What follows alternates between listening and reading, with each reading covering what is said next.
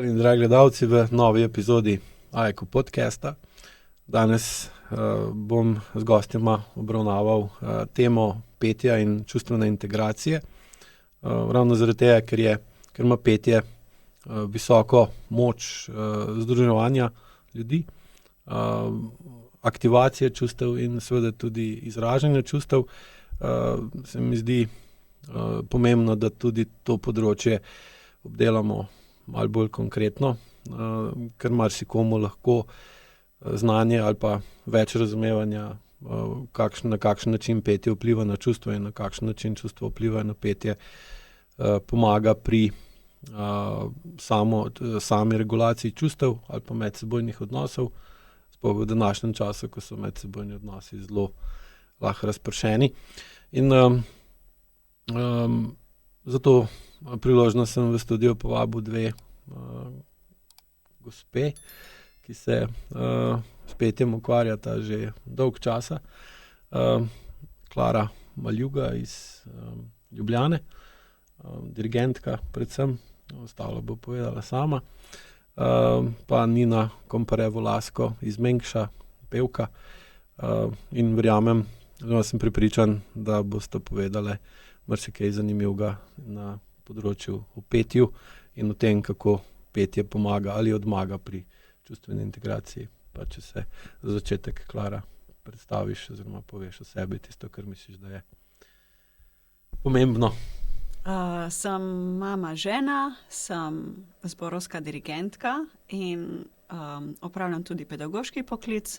Mislim pa, da je pomembno, da povem, da sem tudi oseba, ki se zelo dobro znajde in se zelo dobro počuti, ko povezuje ljudi različnih vetrov in jih spravi iz cone udobja in vse z namenom, da iz tega nastane nek boljši produkt, kar pravzaprav je zborovsko petje.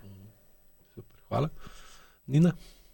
Jaz sem tudi žena in mama, sem pa tudi pevka, v zadnjem obdobju, v zadnjih letih pa precej bolj pevska pedagoginja. Poučujem petje na glasbeni šoli Logatec in s Klaro sva kolegici. Jaz vedno rečem, da upravljam najlepši poklic na svetu, ker poučevati petje je res nekaj čudovitega in to strašno rada počnem. Moji tako rekoč učenci so od 8 let do pozne zrelosti, ves razpon let in vsak mi prinese eno novo zgodbo, ki me zelo bogati in res sem vesela in hvaležna, da lahko ta poklic opravljam. Super. Me veseli, da ste se odzvali v vabilu oziroma da ste tudi dali idejo za ta podcast, ker meni v bistvu res ni ta tema še padla na pamet. In seveda, če dobim dober predlog, rade vole, organiziram vse potrebno, da se pol to tudi posname. In če gremo kar na prvo vprašanje, ki sem ga pripravil, in to je, če obe povesta vsaka iz svoje perspektive, kako doživljata povezavo med petjem, dihanjem in čustvi. Da odpremo to temo. Lahko jaz začnem, ja. Izvoli, ja. Meni je petje zmeraj bilo del neke družinske energije. Predvsem zato, ker moje družine, pa po mamini, pa po očetovi strani, so čustveno zelo intenzivne. In recimo, če smo šli na nedeljski obisk, veliko kreganja je bilo prisotnega in glasnega govorjenja in vpitja. Ampak v trenutku, ko smo začeli peti, sem vedela, da ta obisk se bo srečno končal. Bomo šli vselih pomirjeni domov in za mene ima res petje en tak čustveni filtrirni sistem in si res, moje poslanstvo je, da naberem ljudi skupaj in da pojejo, da se povežejo, ker vem, da če bomo peli, bo z nami vse v redu.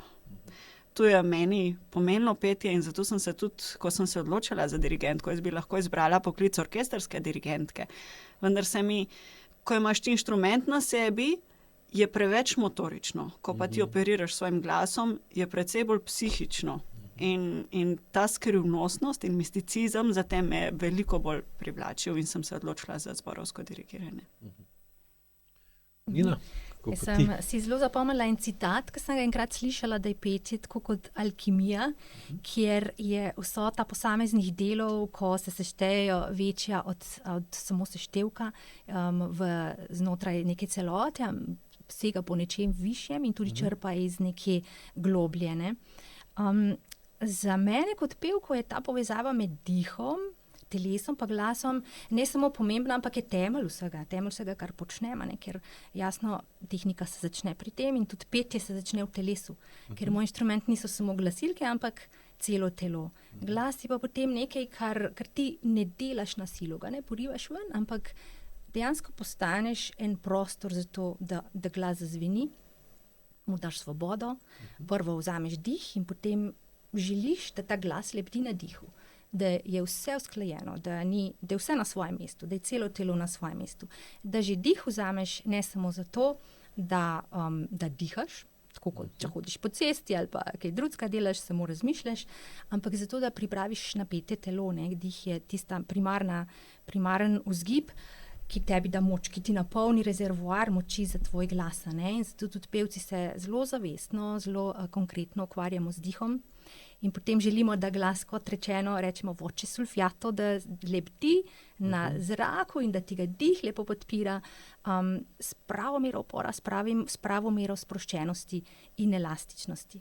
Telo pa tudi, ne? Telo pa dejansko, ko ti želiš aktivirati dihalne mišice, da prideš do globokega diha, mora biti telo spet ravno prav sproščeno, ravno prav elastično. In jaz vedno pri sebi iščem eno poravnavo, tako kot da nekako me vleče navzgor, me vleče navzdol, levo in desno in jaz se samo spustim potem v strukturo telesa, da dam glasu svobodo. Tako. In kaj pa opažata obe? Kakšna je povezava med kako določena oseba diha in na kakšen način to pol vpliva na njeno petje? Ja, dih, kot rečeno, je tako kot lok pri godalu. Iz telesa izvablja zvok, izvablja glas in takšen kot je dih, je tudi petje. Zdaj, če ti dihaš bolj sunkovito, bolj hitro, recimo, jasno povezano tudi s tvojim notranjim čustvenim stanjem, ali si vznemirjen, ali te je strah, potem je tudi glas zakrčen, glas je zategnen, ali je prešibak, ali je prešvoh, nekako tako rečemo. Če je pa dih umirjen, če si ti v čustvenem stanju, ki lahko bi se reklo sproščeno, zadovoljno, umirjeno, je pa tudi dih tu globlji, in ko je dih globlji, se lahko telo sprosti in na ta način bolj osvobodi glas. Tako da prav že lahko vidiš nekoga, ki pride skozi vrata, ko ga zagledaš prvič, kako se drži, kakšno ima telesno govorico, kje bojo tiste napetosti v telesu, ki bojo se zelo reflektirale potem na glasu. To je zelo podobno kot tudi pravi kujo. Kako pa ali potem dela s tako osebo? Recimo, nekdo verjetno, ki pride se učiti pet, recimo, koliko je pri otrocih. Ja, zdaj sta tukaj dva vidika. Učenje petja ima, saj pri nas, recimo, jaz učim v glasbeni šoli in petje absolutno je proces, ni cilj, ampak mi pa moramo imeti tudi en cilj pred seboj. To je ta umetniški vidik, se pravi, vedno delamo proti temu, da je glas tudi element umetniškega izražanja, ne samo tega, da telo sprošča, pa marsikaj drugega tudi s telesom potem naredi, kar bomo mogoče kasneje. Ampak pri otrocih je zelo zanimivo, če se otrok že dosti zgodaj, recimo pri 8-9 letih, začne učiti pet, potem precej lažje pride brez napetosti tudi čez to adolescenco. To sem jaz v svojem delu opazila. Če se ti začneš učiti petje pa že takrat, ko si z izkušnjami si nabral že mnogo teh ne vem, mogoče ali blokad ali pa informacij, da povem tako bolj nevtralno, ne, je pa treba najprej te informacije predelati, jih, ne vem, prepoznati, ozavestiti, ne, in potem prek njih priti do tega ravnotežja, ravnovesja, pa ene osrediščenosti, ne. Ker otrok ti ne pove, otrok običajno nima direktno tazga zavestnega stika s telesom, da bi rekel, tukaj imam pa to, ampak naravno, vse delajo naravno, ne? In tudi izhajamo mi pri petju iz tega, da je vse naravno, da je dih naraven, da čim manj razmišljaš, ampak da ga vzameš kot celoto, kot del sebe, ne? Del sebe, ja. Jaz bi tukaj malo dodala. Ful je fascinantna razlika med otroki, ki že od majhnega pojejo starši ali pa v vrtecu, torej ki imajo stik s petjem, kot nekdo, ki skoraj nikoli ni pel, pa potem šele. Jaz bi tako rekla, da tako kot vožnja s kolezom, ti, ko se kot majhen naučiš, ali pa recimo zdaj izum fenomenalen poganjavčki, ko otrok takoj razume, kaj je ravnotežnostni sistem. In potem, recimo tudi, če 15 let ne vozi in se potem usede na kolo, bo šel, ker je mišični spomin. In enako je tudi z otrokom, ki od majhnega poje, recimo tam od 3. do 6., 7. leta starosti. Če takrat otrok veliko pel, doživljal telo skozi petje, bo tudi kasneje, kljub zakrčenostim določenim, lahko še zmeraj z mišičnim spominom priklical glas. In tudi, če 15 let ni pel, bo lahko veliko bolj neobremenjeno pel, kot nekdo, ki se šele pri 10 prvič uči pet. In zato je petje z otroki eno zelo pomembno stvar, no. To je res, ja. Pa tudi potem, ko so že 10 ali pa več let stari, mi vedno začnemo z nekim takim kinestetičnim pristopom, ne? Da je petje čim bolj naravno, da je povezano s telesom, ne? Da je telo tako, glas je pa pol nekaj čisto ločeno od tega, za kar moraš ti delati, za kar moraš ti nekaj se blazno veliko truditi. Včasih jim rečem, da zapoj tako, kot da ne želiš zapeti, da sam spustiš ven, ne? Ne vem, da mogoče si podaja z mano žogico ali pa da rišemo kakšne osmice po zraku, skratka, da spet narediš telo kot prostor za petje, da ga osvobodiš, ne, s tem se pri otrokih začne. Kak je pa največji izziv, da dobite iz otroka tisto ta pravo esenco, recimo njegovo, ki se najbolj zatika? Jaz bom najprej rekla iz stališča skupinskega petja, ne? Ker ko imaš skupino pred sabo, je vselih tudi, imaš na vsaki strani enega pevca in je zagotovo ta osebnostni element, kaj si bo on mislil, ko me sliši, kaj si bo drug mislil. In zato mogoče še največ iz posameznika lahko narediš takrat, kadar ne čuti, da je trenutek, da mora dati kaj od sebe, ne? In zato so spontana petja, recimo na avtobusu na izletu, odlično orodje, da ti vidiš, kaj je nekdo sposoben. Ali pa banalen primer v cerkvi med molitvijo, ko je kakšna peta molitev, ko cela cerkev poje, ker nobenega ne briga, kako ti zapoješ, pa morda si takrat malo več prvošiš pet. Takrat dejansko lahko začutiš, kaj ti telo dovoljuje. Torej, da te na telo omeji zaradi tega, ker si v taki situaciji. In zato kot dirigentka meni je velikokrat presenečenje, ko najprej slišim učence ali pa starejše pevce na tako imenovani audiciji. Audicija ni zato, da bi koga vrgli, ampak zato, da spoznam glas, da vem, v katero višino, nižino posameznika uvrstiti, zato, da bo znotraj skupine najboljši v razmerju funkcioniral. In takrat ga slišim z eno barvo. Potem, ko poje v zboru, včasih ga slišim, včasih ne, ker se pobarva ali pa skrije. Potem pa, ko imamo zvečer druženje, pa slišiš, pa kje ima ta človek ta glas. Tako da je zelo, okolje je res tisto, kar da telesu ali prostor, ali pa psiha, ki ga pol zameji. In največji izziv je vzpostaviti to okolje, ne, kjer lahko da ven. Ja, natančno to, ne. In meni se zdi, da prav to okolje, v katerem mi rastemo že od vrtca naprej, da je tako naravnano k temu, da ves čas gledamo, kaj je pred nami cilj, da smo zelo storilnostni in pri otrokih, no, pa mladostnikih ali pa pri vseh ostalih v isti meri, je problem, je najtežje to, da prideš do tega, da je petje proces, da ni cilja, ne? Da se prepustiš temu, da marsičemu drugmu služi, kot pa samo temu, kaj bo na koncu rezultat, ne? Da skušamo doseči v njih, da so neobremenjeni s tem, kaj se bo zgodilo, ampak da se preprosto izrazijo. Ne, to. Mogoče še tu. Ja. En učitelj govorništva iz Amerike mi je eno zanimivo stvar enkrat delil. Nekdo, ki ni navajen svojega glasu uporabljati, recimo, da imamo pred sabo klavir, pozna torej 4 tipke klavirja.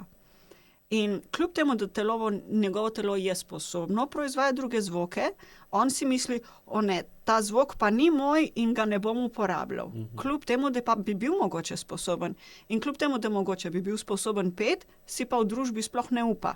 Ne upa zato, ker se mu zdi, da ta drugi glas ni njegov glas. Čeprav je, lih tako je isti klavir, isti inštrument in vse tu zmore telo. Ne? V bistvu ima motorno amnezijo v tem primeru, omejenost, kar pomeni, da ne more izraziti določenega dela sebe, zaradi lastnih prepričanj, omejitev ali pa tudi potem strahu pred odzivom okolja. Mislim, da je takih kar tako večina ljudi, takih, ki recimo niso res vključeni v neko pevsko okolje. Kakšna je pa glavna razlika med nekom, ki poje sam ali pa poje v skupini? Je spet najbrž odvisno, zakaj se tega loti. Zdaj imaš Ali imate drugačen pristop do njega? Odvisno, zakaj pride? Ja, je drugačen. Kakšna je razlika v tem? Ker tam, ko poje v zboru, poje v skupini, se pravi, se mora povezati z drugimi. Mogoče tu se bolj cilja mogoče na tiste, ki so bolj močni kot glasovno in prezentno, da iščejo, da imajo petje za izraz, da iščejo, kako bi rekli, da so bolj performativni. Ker oni se morajo v skupini res prilagoditi skupini, narediti 2 koraka nazaj in svojo energijo, ki bi sicer šla neposredno občinstvu, negovati svojim sosedom, da tudi njih spodbuja in ustvari tudi njim okolje, da da ven. Medtem ko pri solo petju je pa verjetno to čisto drugače. Ja, je drugače. Tukaj si v ospredju samo ti, nisi ti treba prilagajati in po eni strani mogoče ključno je to, da resno, tako kot sem rekla, prvo se osvobodiš, ker glas je, naj bi bilo gledalo duše, in slej ko prej, če ti sprostiš svoje mišice, če osvobodiš svoje telo do te mere, da tudi glas gre takšen ven, kot ti si, pove potem marsikakšno zgodbo o tebi, ki je bila prej skrita, in če ti si dovoliš, to lahko prideš do enih spominov, ki jih bi sicer zelo težko priklical zavestno, ali pa poiščeš najdeš neko blokado, recimo, da se ti zategne čeljust, to je zelo pogosto, ali pa celo grlo, vrat, ramenski obroč, da imaš trde trebušne mišice, tega je ogromno. In ko ti to sprostiš, pri petju zdaj daš res, si ti sam sebi namen, da skušaš sebe spoznati in svoj glas takšen naredi, da je najbolj tebi lasten, najti svojo glasovno identiteto. Zdaj v skupini je pa to drugo, gre pa za skupinsko prvič izmenjavo čustev, izkušenj, ven glasu, harmonizacijo in usklajevanje, pa to, da nekaj tudi umetniškega dosežeš, mogoče s petjem. To je v zboru zdaj, če pa tako sproščeno, spontano skupinsko petje, je pa spet, se mi zdi, da si razpet med tistim, kar ti sami sebe izražaš in tistim, kar dobiš, pa daješ tudi od skupine. Tako da to večplastno petje je meni, to je res nekaj izjemnega, neverjetnega, kot da spet črpaš iz nečesa kolektivnega, iz enega praspomina, s katerim te petje poveže, do katerega ti sploh dostopa ne bi imel sicer, kot ga dobiš v skupinskem petju. Ja, to je tudi logično, čisto tudi iz vidika delovanja možganov, ker v bistvu petje je primarno iz desne možganske polovice, ta je pa bistveno močneje povezana z telesom kot pa leva. Zdaj, bolj, ko se nekdo uživi v petje, bolj lahko iz telesa dobi občutek. Se pravi, lahko rečemo, da zmanjša senzorno-motorno amnezijo ali pa ločenost in pa lahko pride do njegove zavesti kaj takšnega, ki je običajno potlačeno. Ali pa tudi pride iz njega ven, kaj takšnega, kar je običajno potlačeno. In običajno te stvari niso potlačene brez razloga, oziroma se jih sramujemo. In tukaj pridemo do zaupanja. Kako raven zaupanja v okolje, v katerem nekdo poje, vpliva na to, kako poje. Zaupanje je ena taka osnova, v katero morajo vsi verjeti, zato da se glasba lahko rodi. Kot rečeno prej, če imaš ti zraven nekoga drugega, moraš ti zaupati, da ti on ustvarja okolje, da lahko ti daš od sebe najboljši glas, kar ga lahko.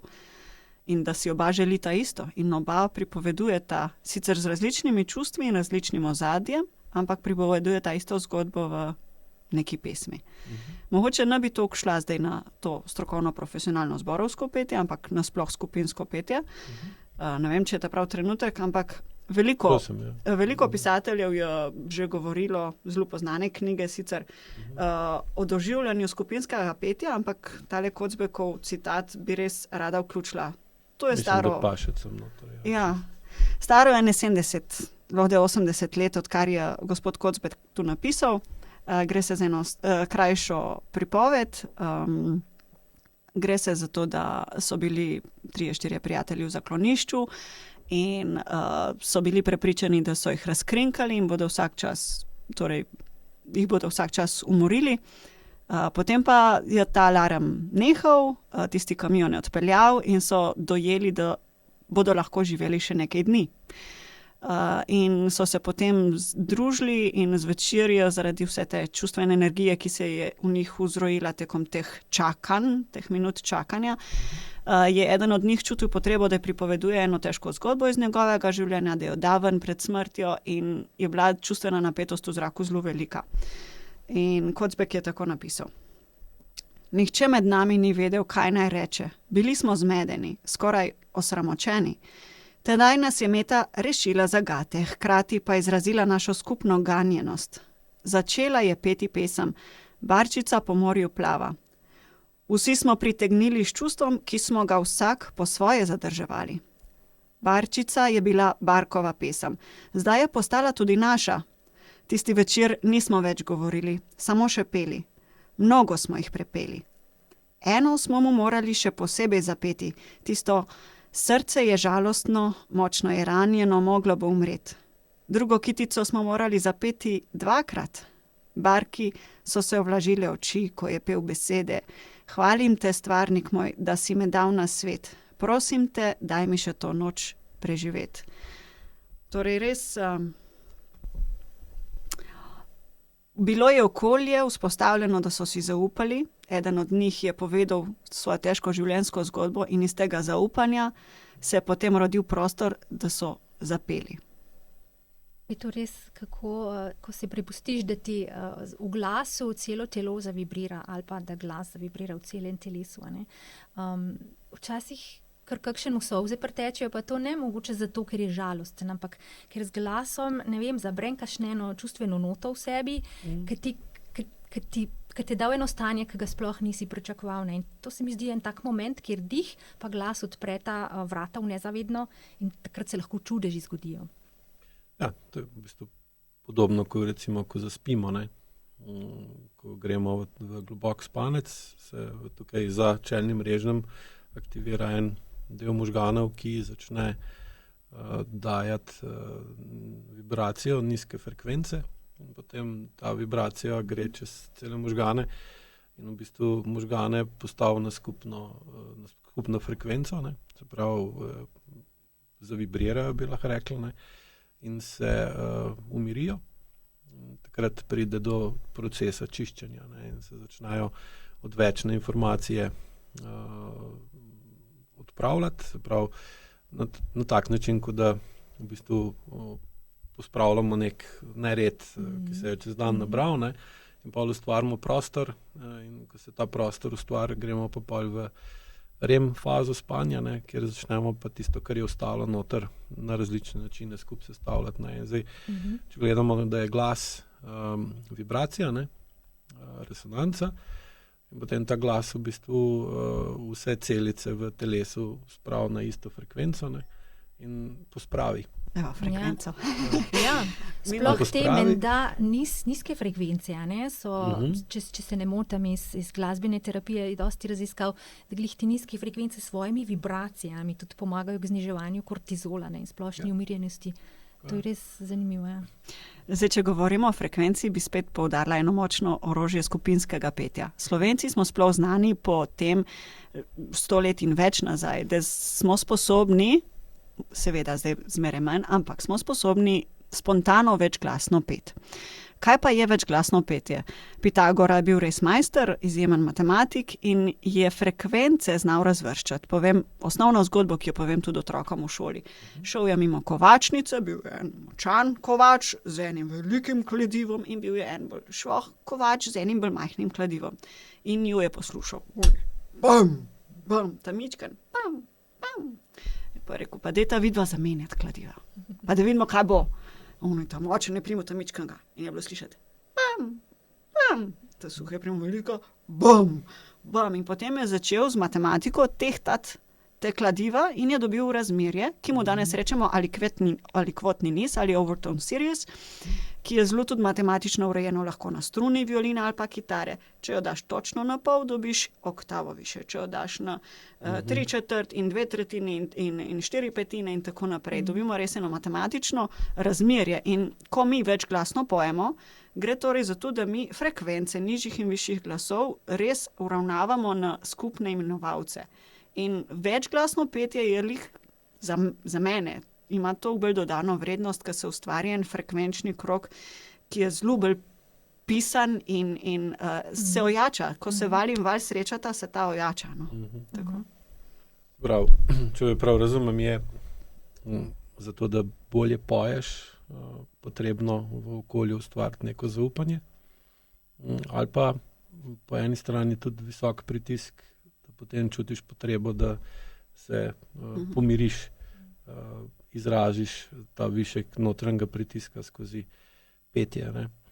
Zanimivo mi je pa tudi povezava med dogodkom, ki si ga zbrala, da ga boš prebrala, in razlogom, zakaj poješ. Ne?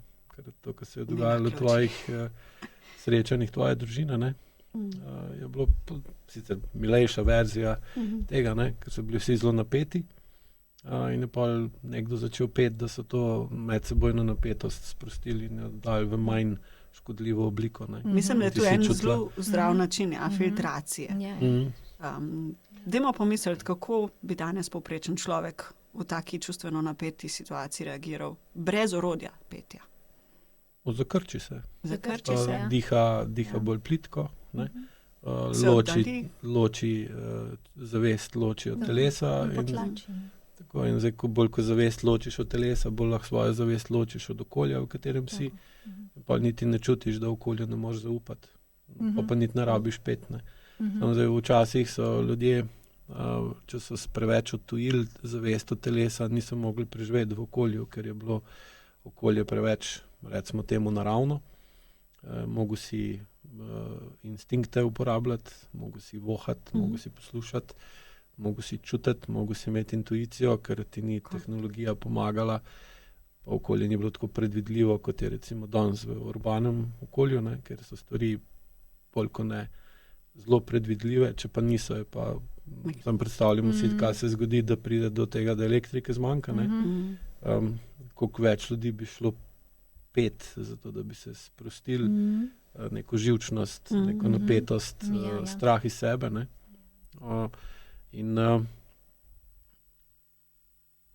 To se mi zdi, da je petje, oprosti, da da je petje, sploh v zborovsko petje je nekaj tako čudovitega, to je ena izmed zelo redkih skupinskih dejavnosti, ki ne nosi v sebi neke tekmovalnosti. Ne? Imamo, že, če pogledate v osnovni šoli, je veliko enih iger, družabnih, ampak je vedno, a je ena ekipa proti drugi, ali je en igralec proti drugemu, stalno je nekaj tako, da je ta tekmovalni vidik, če že ni čisto v spredju, je vsaj nekaj spodaj. Ne. Pri zborovskem petju pa res ne. In meni se ne zdi naključje, da je tudi v Sloveniji imamo tako. Slovenci imamo ful lep pregovor, kdor poje zelo, ne misli. Ne. Zdaj to bi bilo lahko dvorezno, da ti, ki poješ, ne moreš slabo misliti. Pa tudi to, da ti, ki si res sproščen v sebi, ki imaš razčiščeno, ki imaš svoje travme, vsaj bolj ali manj razčiščene, da se sprejemaš tacga, kot si živiš v momentu, si ne daješ neke odvečne drame v svoje doživljanje, takrat lahko res dobro poješ. In ko poješ, ko si v takšnem stanju, tvoj tudi ta parasimpatični sistem lepo umirjen, primerno aktiviran in vagus tudi ne, in takrat nisi v defenzivni drži, takrat ne želiš nobenemu nič slabega, takrat od sebe daješ res samo ljubezen. Mogoče bi to dodala. Mi smo ena redkih držav v Evropi oziroma na svetu, ki ima v vsaki osnovni šoli pevski zbor. To se je začelo dolgo nazaj, ker pač petje je za Slovence zelo tradicionalno močno. Poleg Slovencev so tako močni v petju še recimo Estonci, ki imajo ta Song Celebration, ki je pod UNESCO zaščiten, kjer se res držijo izročila in skupinskega petja. Moram priznati pa, da tudi v Sloveniji to šibi zaradi konkurence dejavnosti in tudi zaradi tega, ker seveda vsak učitelj želi napredovati v šolskem sistemu in zato mora imeti učence, ki tekmujejo in te učence potem pač vlečejo z vseh koncev. Včasih v šoli je bilo na izbiro, kaj je bilo v osnovni šoli na izbiro kot dodaten krožek. En šport, pa pevski zbor. Fotokrožek. Fotokrožek je bil, to je bilo že napredno, ni bilo pa vse. Danes ni več fora, ker ne rabiš nič štelati, se samo naredi. In čem reči, da res je ogromno otrok pelo v zborih in doživljalo to, kako petje pač je res netekmovalna stvar in je pa tudi to res, da tudi država je izkoriščala, oziroma ne bomo rekli izkoriščala, uporabljala zbore, zdaj govorim bolj odrasle, kot društva, za način nacionalne promocije. Recimo slovenska himna je nastala že več kot 100 let nazaj, ne? Pa je bila za slovensko himno izbrana, kodr se je država oblikovala in ustava in vse to. Mogoče še ta zanimivost, druga skladba, ki je bila v finalu za slovensko himno, je bila Lipa zelenela je, zaradi simbolike. Vem, v petju je lahko tudi veliko simbolike in eden zelo čustveni koncert.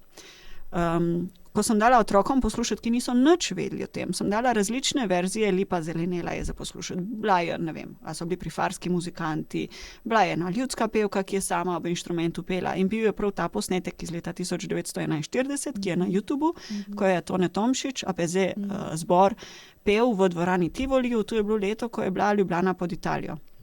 Italijani so seveda veliko stvari omejili, recenzirali in tudi ta koncert, ko so prijavili spored, če prebereš naslov oziroma tudi vsebino, govori o enem drevesu, ki pač cveti, nič narodno spornega. Ampak ko je ta zbor takrat v Unionski dvorani to pel, so imeli srečo, da je bil snemalnik skrit v lestencu in je ta posnetek dostopen, vsi v dvorani so vedeli, zakaj se gre, da je to upor okupatorju, da ima ta pesem, ta izvedba neverjetno čustveno moč in mi je bilo fascinantno, da so tudi otroci pri teoriji začutili, da tle od zadaj se pa nekaj več dogaja. Niso vedeli kaj, ker niso tega doživljali, ampak so čutili, da ta izvedba ima nekaj drugačnega.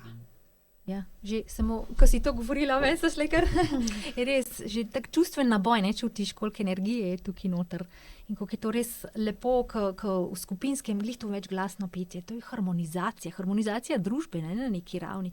In koliko bi bilo lepo, če bi res vsak, mogoče razred v osnovnih šolah že imel svoj zbor.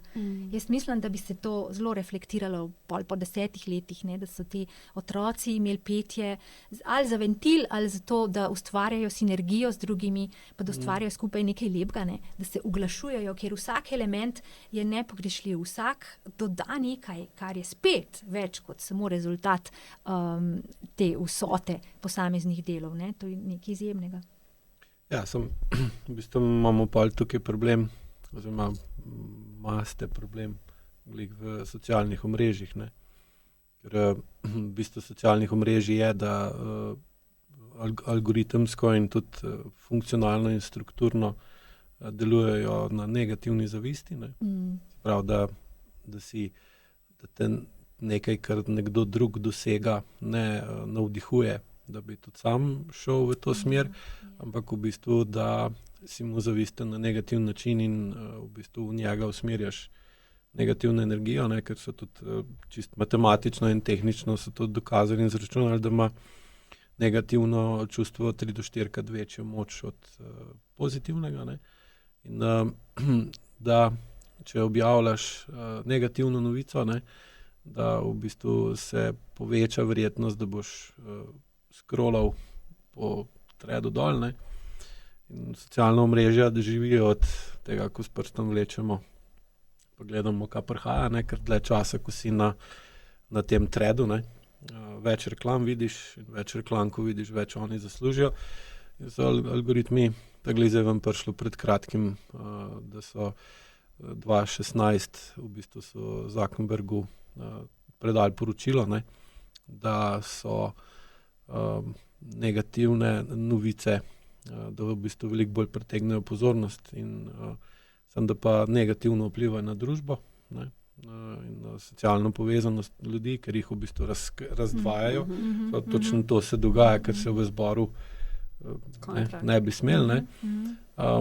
Je pač takrat rekel, da to takih poročil ne mu več ne nosijo, ne, ker v bistvu, ker so pa v poročilu zaključili, da če bi se vedeli družbeno odgovorno, ne, da bi spodbujali pozitivne novice, tiste, ki kažejo na medsebojno združevanje, sodelovanje, zaupanje, razumevanje, da bi pa v bistvu ne bi mogli dosegati take rasti prihodkov, kar pa potem seveda iz vidika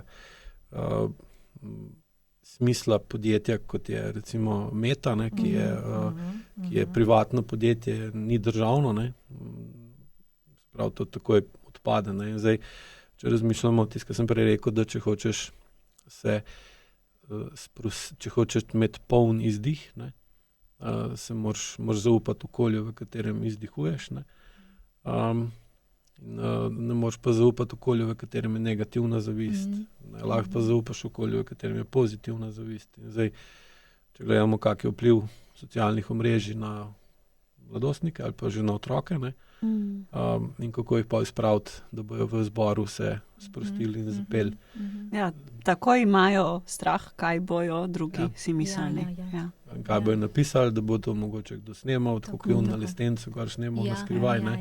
Tukaj jim pa kaj narobe zapoješ in se pa vsi smejijo. In pa seveda te stisne v vratu, ramena se zakrčijo, trebušna mišica se napne. No, verjetno tudi to je eden od razlogov, zakaj so včasih lažje peli z 2 kozarčkama, ne? Ja. Pa včasih so mogli tudi si ljudje medsebojno, če jim je bilo všeč ali pa ne, so si mogli pomagati, ne. In pa so tudi, mislim, da skozi to, kako je kdo pel, testirali, kakšno ima kdo dušo, ne. Danes pa seveda je to v bistvu niti ni več potrebno, niti ni dobrodošlo, ker v bistvu potem bi lahko pokazal, kam imaš vse noter nečesa, ker ni nujno tako. Je pa zasebnost vrednota, ne? Ja. In seveda tudi zaradi tega mislim, da je zborov vedno manj. Sicer je vedno spet tako, da ko neka stvar gre dovolj globoko, negativno, da se pa po zakonu o ravnovesju mora prevagati, pa se obrne gor. Tako da sam je težava, ker niti ne moramo točno določiti, kje smo zdaj na tem spuščanju v pretirano individualnost. Ne. Plus tega je tudi recimo socialna omrežja izjemno favorizirajo levo možgansko polovico. Ne. Leva možganska polovica pa petje pa ne gre tako najbolj skupaj. Ne. Tudi šolski sistem nagovarja izključno levo možgansko polovico, če se ne motim, ampak res izključno, prav na precej račun izločanja, ne, te ustvarjalne plati.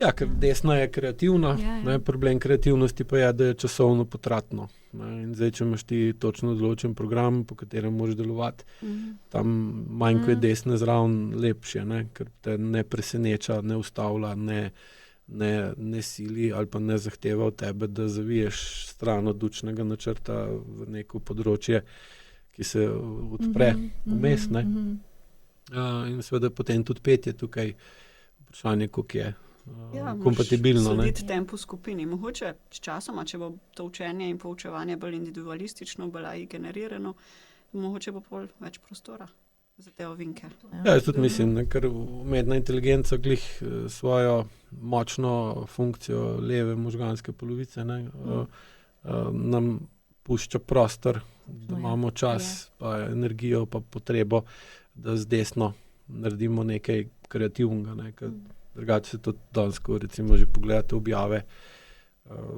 na kjerkoli socialnem omrežju, je tako vse skupaj postalo nekreativno, pa enako, pa neizvirno od slik do besedil, ne, da gremo spet v tisto prenasičenje, ki potem ustvari pa pritisk, da se to obrne na drugo stran. Da zdaj gre tudi tako hitro zaradi umetne inteligence, da bo po moje že v naslednjem letu do 2 postali toliko tečno vse skupaj, da da bodo pa začeli stopati tisti, ki bojo človeško, Ja, ali pa ja, bojo znali ja. kombinirati umetno, pa umetno, recimo birokratsko kreativnost z človeško kreativno kreativnostjo. Ne.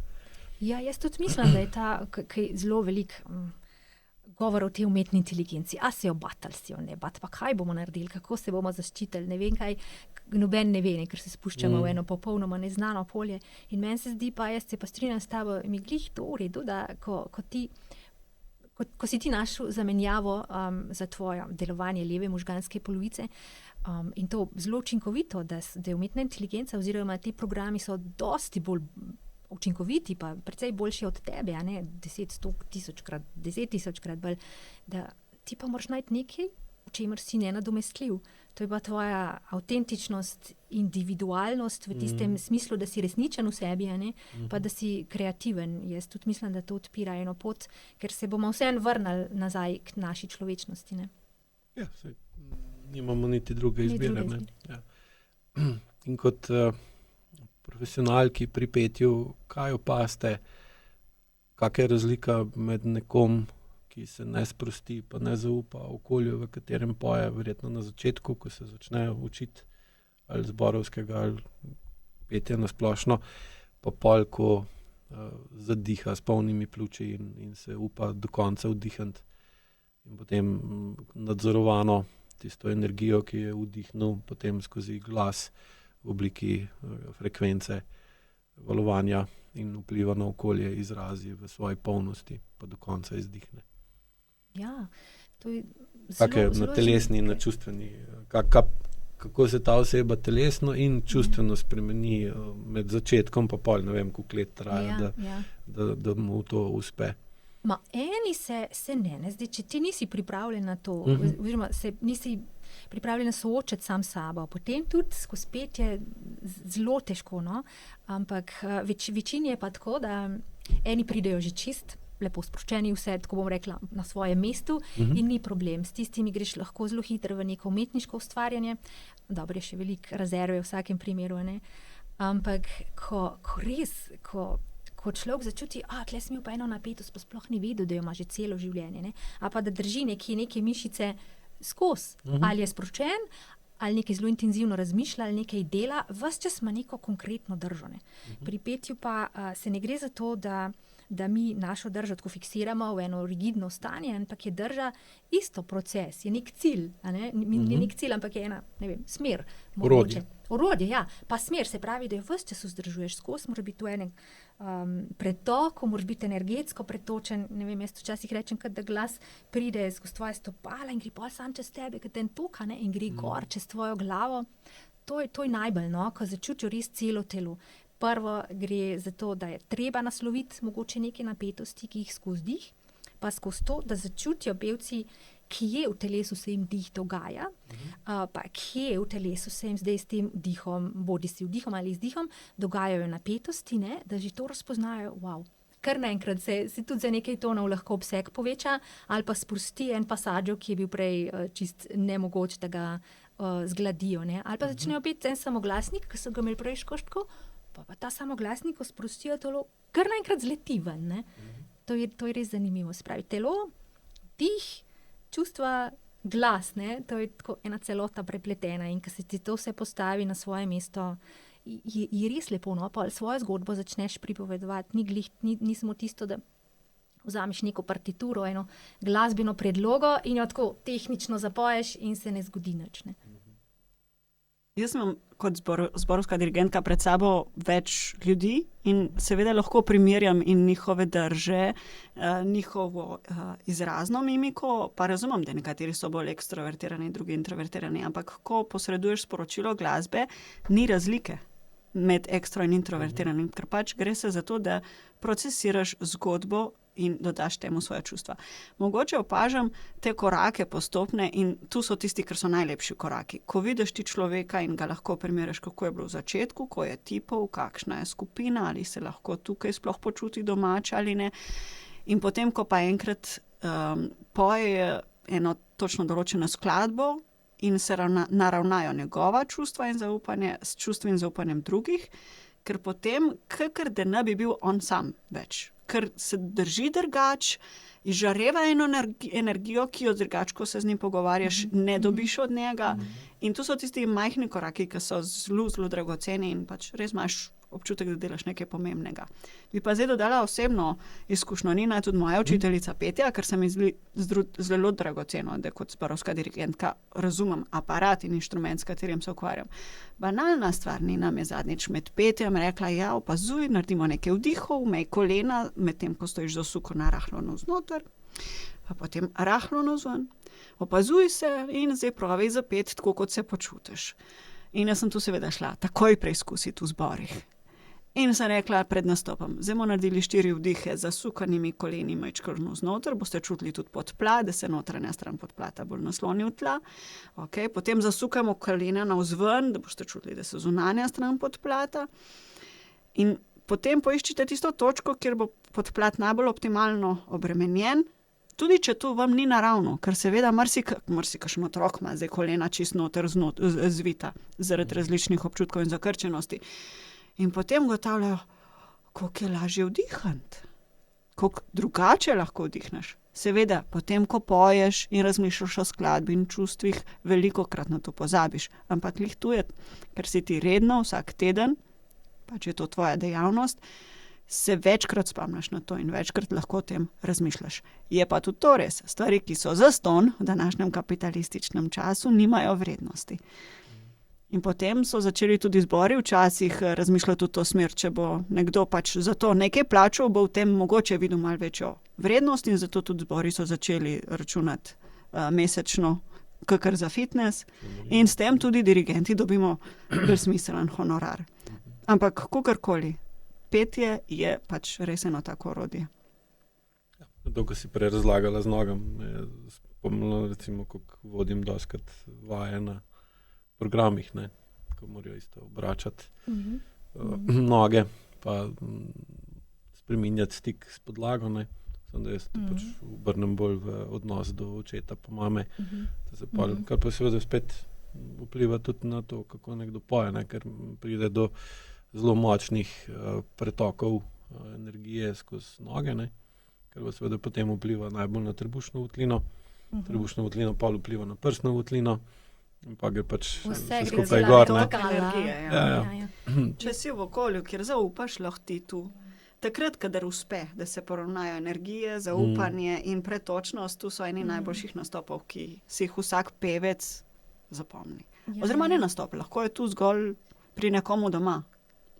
Aktivno prepevanje. Ja, jaz dostikrat svoje pevce dam peti v kakšne zelo nenavadne položaje, ki vidim, da ne vem, neki telesno držijo eno blokado, karkoli, skozi eno fiksno držo, pa ne gre samo z ozaveščanjem, ne gre samo z dihalnimi vajami, ampak gledamo v strop, pa ne morem gor gledati, kako bom pa tako pel, ne.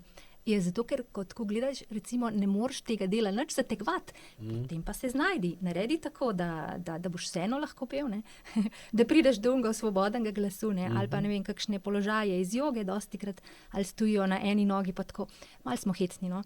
Ampak, ko se sprostita glas, tudi kar zaživi, ne, in potem, ko vzame skladbo, a jaz tudi lahko to naredim, ne, prav. In to mi je lepo, kdo na koncu ure mi reče, ful boljše se počutim zdaj, kot pa, ko sem prišel, da imam veliko več energije. Prej sem bil utrujen, prej sem bil razdražen, zdaj pa je tako, prav se počutim zen, da sem na eni meditaciji bila 1 uro, ne. To zelo dostikrat povejo pevci. In kako potem po vajinih izkušnjah petje vpliva na stik s sabo? To ste že povedali, oziroma zakaj dostikrat oseba, ko začne peti, začne izražati močna čustva od solz do kakšnih obraznih izrazov, podobno. Kako to vidite? Oziroma, kako to potem lahko uporabite za boljši pevski nastop? Ali morate jih učiti, da to čustveno, ta preboj čustev, ki jih petje lahko sproži za zmanjšanje mišične napetosti, morajo držati pod nadzorom, zato da ne pride do razglašenosti ali pa glede na to, da je petje, da združuje res oziroma harmonizira čustva, dih, telo in vse izkušnje, ki jih imaš ti v življenju. Moraš začeti vedno na začetku. Začneš pri vdihu in že dih je tesno povezan s čustvenim stanjem. Ne? Tako, kot smo prej rekli, v takšnem stanju, kot si, tako je tudi vdih. Ne? In glede na pesem, jaz vedno rečem, ko ti vdihneš, ne vdihneš samo zato, da slučajno, ker rabiš dih za dihati, da boš živel, ne? Ampak vdihneš informacijo. Ima že vdih tist naboj, ki ga ali neka skladba zahteva.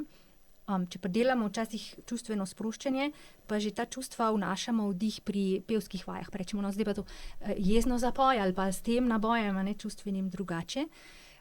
Telo pa je pa tako kot en zemljevid čustev tudi v bistvu. Pa si pomniš čustva in v sebi skriva marsikakšno blokado, ki jo ti še nisi uspel zavestiti in ker je pač naše telo cel inštrument, ga delamo proti temu, da ga res uravnotežimo, da je vse na svojem mestu, da ozavestimo vse možne fiziološke, emocionalne procese. Takrat, ko se telo sprosti, se sprosti tudi dih. Ne? In ko se dih sprosti, marsikakšna blokada pride na dan. Ne? V smislu glih tega, da zajokaš ali da začutiš nekaj, kar prej nisi svojo celoto. A jaz to imam? A so res, kaj naredim s koleni?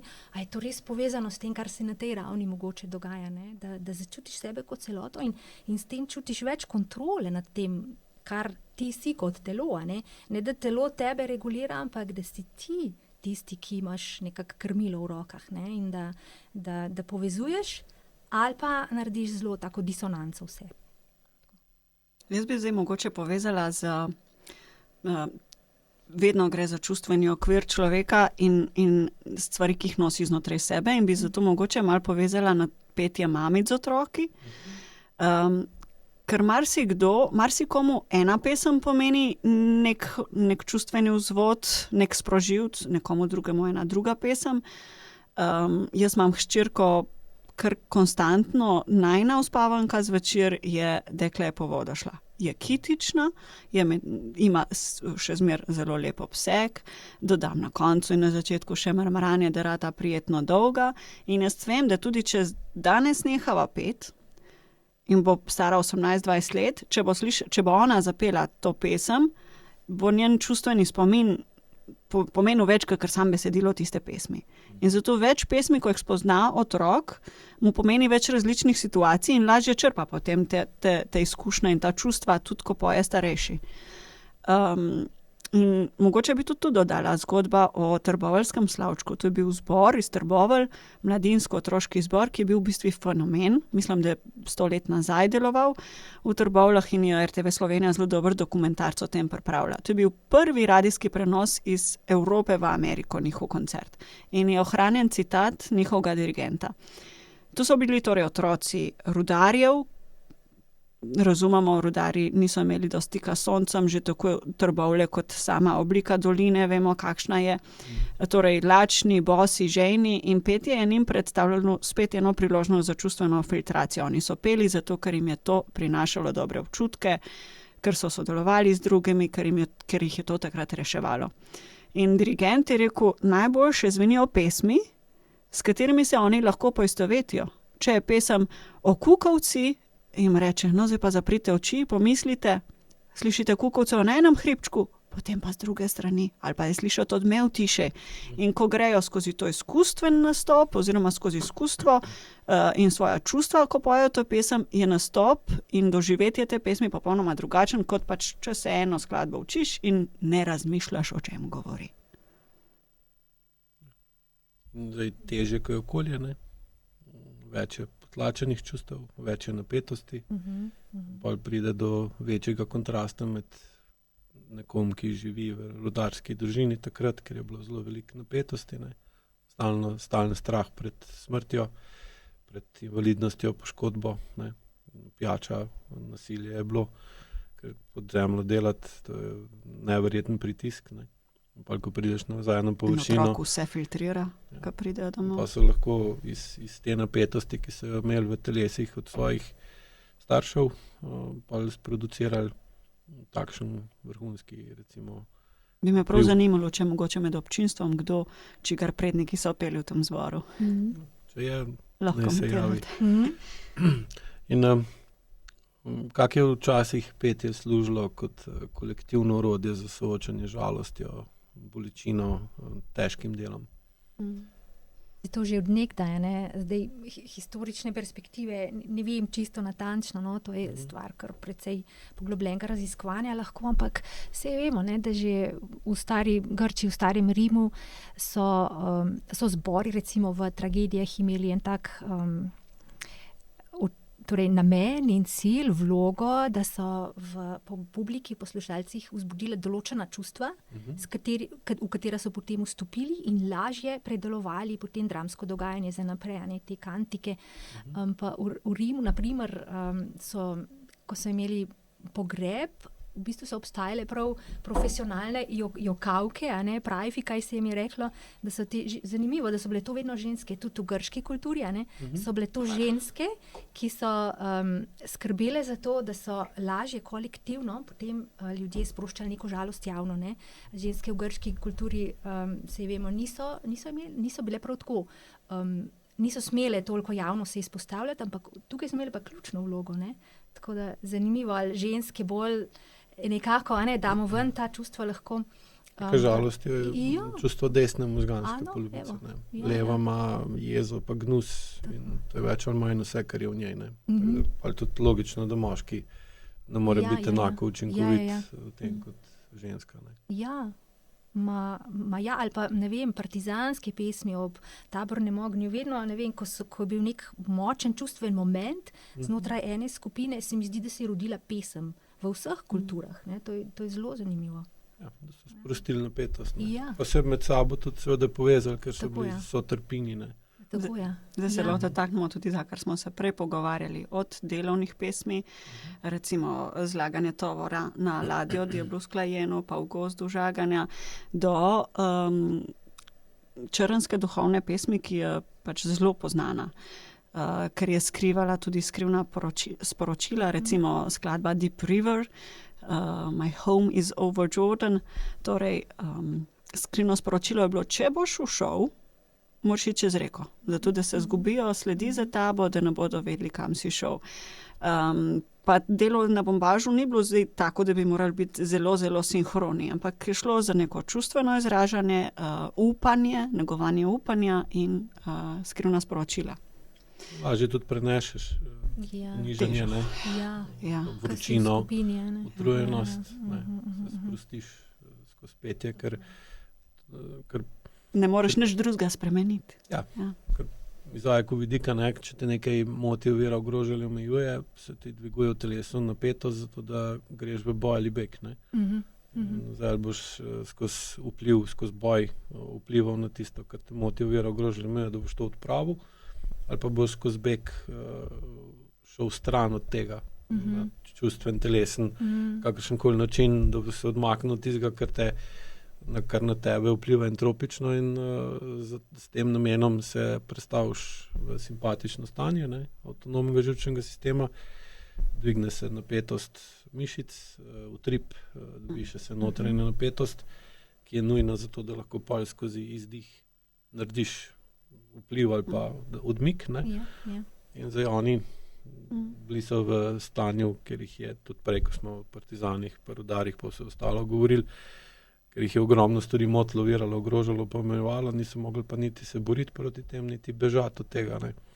Ker če nas je bilo še slabše, ne, upori ali pa pobegi, ne. In pol to notranja napetost, da ne zgubiš razum, ne, da ne narediš neko nepremišljeno dejanje, se pravi, da te čustva iracionalno ne premaga racionalno, si pol pa to sprostil skozi petje in si to napetost dal ven v, recimo, neškodljivi ali pa manj škodljivi obliki, ne. Ena zelo obsežna tema, ki mogoče enkrat jo bomo raziskali, ali pa morda je kdo živ, pa bi res rada prebrala, je kako, od česa je bilo odvisno, kako so se po narodih oblikovali različni glasbeni ustroji. Nekateri narodi, recimo afriški, so zelo bolj ritmični in je njihova melodija oziroma harmonija je zelo skopa, je predvsem melodija tista in ritem, ki sta glavna elementa. Potem imamo Indijo, ki ima ene neverjetne lestvice in neverjetne ritmične kombinacije in kako se oni naravno znajdejo in potem kako se Evropa skozi obdobje renesanse in klasicizma. Renesansa je bila občutno pevsko umetniško obdobje, ko so res večinoma peli in so petje probali dvigati na čim višji umetniški nivo. Skratka, je res zanimivo, kako so se te lestvice in ritmični vzorci oblikovali po narodnih. To je svoje poglavje za Mozaiku bi tu videl skozi potrebo višjih, intelektualno bolj razvitih slojev, da čim bolj razdelijo spodnje sloje na čim več kast. Pa v Indiji lahko tudi vidite, da že božanstva imajo, se pravi, svet bogov in bogin. Je tam, mislim, da jih je čez 6000 ali ne vem koliko, in so že s tem v bistvu dali vedeti, da če so bogovi tako razslojeni, da pa mi tukaj spodaj jasno, da bomo tudi bili, ne. In pa so v bistvu naredili izjemno širino vsega, zaradi tega, da so se ljudje lažje sprijaznili s tem, da so pač da je toliko različnih kast, ne. V Afriki je bilo tega manj, ne. In so pol tudi iz teh ven vzgibov ali pa vidikov pride do različnih lestvic ali pa bolj ali pa manj kompleksnih. Gre bolj za melodijo in harmonijo, medtem ko nekje bolj za ritem, za izražanje drugačne energije. Ja, da je zelo močen ta socialni vzgiba, ne sam individualni ali pa tako skupnostni. Nikoli ne smemo podceniti potrebo tistih, ki so pametni, da izkoriščajo one, ki niso. Ne. In zdaj, kako to narediti, kak sistem narediti, da bojo ljudi, ki so spodaj, prepričali, da morajo tam biti, ker je tako pač usojeno jim, ne. In s tem zmanjšajo potrebo po represivnem aparatu, ne. Ker jih dejansko ne rabijo siliti, da so tam, ampak so se s tem pač sprijaznili, da so se pač rodili z, ne vem, leseno žlico v ustih, ne pa z srebrno ali pa zlato, ne. In imajo pa seveda oni bistveno lažje življenje in pa je tudi možno ustvariti dedno pravico, da ostaneš na nekem nivoju, kar pomeni, da se ne rabiš dokazati, da si vreden več, ker si bolj sposoben, močnejši, pogumnejši, iznajdljivejši, ampak ker je tvoj pradedek bil tak, si zdaj ti tudi tak, čeprav si lahko ti pač bistveno slabši in po nekih standardih bi mogel soditi par kast nižje. Ne, kot, in recimo v drugih koncih pa ni bilo take potrebe po razslojevanju in so imeli tudi bolj enostavne običaje. Ne. Seveda iz teh običajev pa medsebojnih odnosov pa dobimo tudi pesmi, ne. Ali pa vse nekako bi rekli povezano. Vse je povezano. Pa tudi okolje, na primer, če že pogledate Slovenijo, slovenske rizijanske pesmi, kako so posebni ritmi, posebne harmonije, ker odslikavajo one visoke gore, pa notri sklesane doline, okolje torej. Ali pa prekmurske pesmi, ker čutiš to širino, nikjer te nič ne omejuje. Pa istrska lestvica, koliko ima napetosti znotraj sebe, ker ima drugače razporejene poltone. Oni so bili na suhem, na trdem. Ja, in zelo so bili zanimivi za druge, ne. Ker so imeli izjemno lokacijo, ne. Rodovitnost je bila bogastvo, naravno bogastvo, ne. Vreme je bilo idealno, ne, in so bili privlačni. Ne. Po drugi strani se pa niso znali upreti, postaviti zase, ne, da bi se ubranili, ker so bilo okolje bilo preveč močno in niso mogli druga kot pač biti stalno pod nekom drugim, ne. Pa se navadiš in seveda dobiš tudi posebno. No, tudi zaradi tega je slovenska ljudska pesem veliko časa pomagala Slovencem ohraniti pod okupacijo in z ene in z druge strani. Tako da ja, slovenski narod se je dosti časa napajal na ljudski pesmi. Ta ljudska pesem pa danes, vsaj za tiste, ki niso nikoli starimi starši peli, nima praktično skoraj nobene vrednosti, ne. Do pretrganja prenosa. Prav smo danes glih tako pod okupacijo, kot včasih, samo da je bolj zamaskirano mašnico pa z bleščicami. In kako opažate obe vpliv sodobnega načina življenja, nekaj smo že prej v socialnih omrežjih, to sem pač simbol te individualizacije, ne, pa nezmožnosti, da deluješ v skupini za višjo pravi, ko tem rečemo razlika med ali živiš tako, da varčuješ, da boš nekaj dobil, ali da dobiš nekaj na kredit, ne. Prav, zborovsko petje, mislim, da je bolj v tej smeri varčevanja, ne, vlaganja v skupen v eno skupino, ki potem ustvarjate vedno večjo harmonijo. Pravi, ko tem rečemo fuzijo, ne, ker vlagaš noter, da pa dobiš več, tako kot pri kefirju. Vlagaš v njega, zato da pol on začne delati in pol v bistvu dobivaš vedno več kefirja, pa ne rabiš več toliko za njega skrbeti, ker pride do te, recimo, verižne fuzije, fuzijske reakcije. Nasprotje pa fizija, ne, se pravi, ko pa jemlješ ven, se pravi, daš not manj, ko vzameš ven in pol v bistvu izčrpavaš skupino, ne, in tam seveda kje je več medsebojnega zaupanja, ne, v fuziji ali v fiziji, ne, in kje lažje skupaj zapojejo, ne, v eni ali v drugi skupini, ne. In kako opažata vpliv tega sodobnega okolja, pa močne individualizacije oziroma velikega vpliva negativne zavisti na petje ali pa na delovanje na področju petja. Mogoče prav v velikih primerih prav ta zloraba petja, ne, da si predvsem mlajša publika, no, ta v 11, 12, 10 do 13 let si želijo začeti peti oziroma peti se učiti, zato da bodo zvezde, zato da bodo takšni kot nekdo, ki so ga videli. Ja. Se pravi, izguba te avtentičnosti, ne, oni ne gledajo vase, tudi mogoče starši ali cel sistem, ne vem, jih ne usmerjajo to, da bi tisto svoj resničen jaz razvijali, ne, ampak da petje postane neko orodje, iz kjerega boš ti nekaj iztržil. Se pravi, bom jaz pel zato, da bom uspešen in to skoraj nikoli niso zgodbe o uspehu, ne. Jaz imam izkušnje, da na zunaj so. Ne. Tako mislim, na osebni ravni. Na osebni ravni. Globina ali pa v ozadju je pa... Tako, ja, tako. Pa bi morda zdaj podelil tudi izkušnje o teh pevcih. Lahko, mislim, kaj opazim je, da bolj, ko nekdo zna peti, oziroma še bolj točno, bolj, ko nekdo lahko poje tudi pod pritiskom publike, ne. Večja travma je v ozadju, ki jo je v bistvu skril, potlačil, popačil. In ta nemoč in močna napetost v telesu, ki jo ima v sebi zaradi teh preživetih travm, ki so se, ker imamo krizo, pa imamo travmo, ne.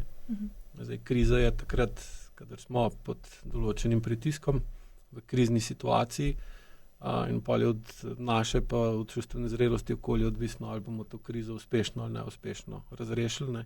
Zdaj, če uspešno razrešimo, se ne spremeni v travmo, če pa je neuspešno, če pa ne moremo razrešiti oziroma ostane pa ta kriza aktivna, rečemo, da je kronična, pa se pa spremeni v travmo, ne, in takrat oseba dobi občutek nemoči, kar pomeni, da gre pa v kronično aktivacijo simpatičnega stanja, ker poskuša od tiste nemoči ali pobegniti ven ali pa se boriti proti njej, da jo premaga, ne. Potem to napetost sprosti skozi v tem primeru recimo petje, ne. Hkrati pa ta občutek nepomembnosti, nemoči, spregledanosti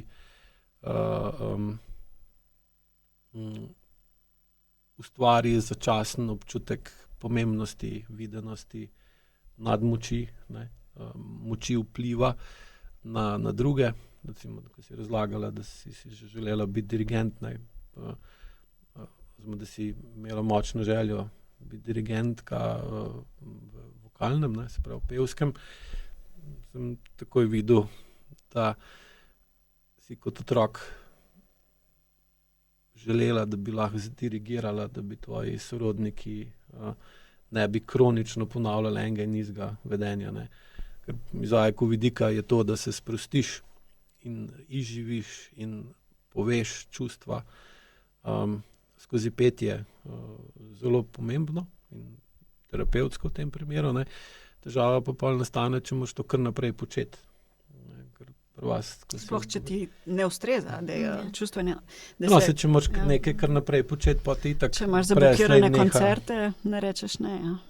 Ja, ali pa ne, pri tebi, ko si razlagala, sem dobil občutek, da se je to kar naprej ponavljalo, da ste prišli skupaj, da je bilo vedno enako napeto, pa so peli, pa je bilo boljš, pa so spet šli vsak k sebi in naslednjič, ko so skupaj prišli, se je spet ponovila zgodba, kar pomeni, da petje ni odpravilo vzroka problema, ampak je samo zmanjšalo problem. Pomagalo preživeti, ja. Ja, no, in recimo, ko delam s pevci, je v ozadju vedno to, da je bilo v otroštvu izjemno velika neuravnovešenost oziroma travme in potreba potem, da se oseba individualizira, da postane nekaj več, da izstopa, recimo solo, ne. Pevc, bi rekel, je običajno v takem primeru bil, zato da se loči od mame, ne, ker ga je mama, recimo, asimilirala, ga ni prišlo do druga poroda pri 3 letih. Je potem ta otrok zaradi čustvenega incesta izgubil lastno identiteto, ne, ni razvil, ni se individualiziral, potem hrepeni potem, da bi bil poseben, nekaj ekstra. In seveda, ko stoji na odru, v šoju žarometov, je v tem primeru, ne, v svojem elementu zares, ne? Takrat začuti, da je pa on, da ni mama, ampak da je ločen od mame in seveda takrat običajno ne razmišljaš o tem, ampak v telesu začutiš tisti občutek, ki ti je manjkal, ko si bil star 3,5, 4, 5 let, ne, in pol postaneš odvisen od tega, ne. Seveda, ko žarometi ugasnejo, spet postaneš običajen, ne, in potem se spet začne ura teči, ko ti vedno bolj manjka in potem prideš do teh vrhov in pol padcev dol, ne. Pa drugih, ki delujejo skupinsko, tam pa običajno vedno vidim strah pred zapuščenostjo, ne, in močno potrebo, da se prilagodiš drugemu, samo zato, da te ne bo zapustil, kar je pa običajno izhaja iz tega, da so starši otroka prezgodaj odrinili od sebe stran, se pravi, so ga čustveno, telesno ali pa običajno oboje zapustili. In pa ta otrok v bistvu je, tako kot ne vem, ptiček v gnezdu, ki ga mama več ne pride mu dati jesti, ne, začne vedno bolj na glas čivkati, zato da ga ne bojo zapustili in pol taka oseba daje ven iz sebe ogromne količine energije za to, da bo dovolj koristen ali pa uglašen z drugimi, da bo bil del neke skupine, ne. Zbor recimo v tem primeru, recimo nadomestna družina, nadomestni starš. Ja, marsikomu, ja. In tam se v bistvu začuti, da je del neke večje celote in seveda pa se lahko hitro zgodi odvisnost od tega. Ja, tudi včasih lahko zastropi, res je. Ja, in vse, kar pa se spremeni v odvisnost, pomeni pa kroničen problem. In se potem tudi izrazi z različnimi kroničnimi težavami, naj si bojo telesne, vedenjske ali pa v odnosih in takrat v bistvu pride do mene.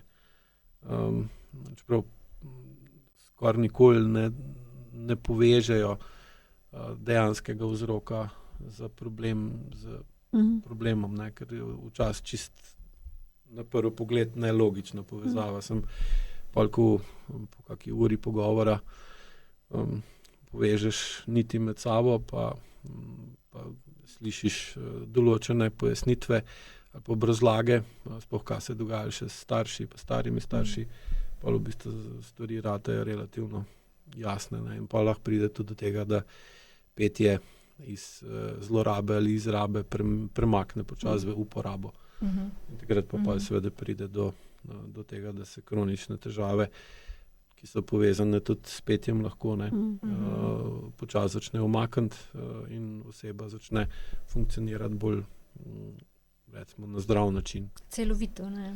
Ja, tudi vezano na petje, ne. Nina, ful fajn si rekla, ko smo govorili o socialnih omrežjih, ampak to je bilo tudi po moje že prej, ko so bili tisti plakati pa CD-ke, ne. Res si želel nekdo postati in marsikdo, ki pride na petje oziroma se pridruži petju zato, ker hoče on performirati, je res en tak nezdrav vzgib, ja. Včasih je bilo petje veliko bolj izkustveno, oziroma kako bi temu rekli, kaj je kontrast performansu? pasivnost.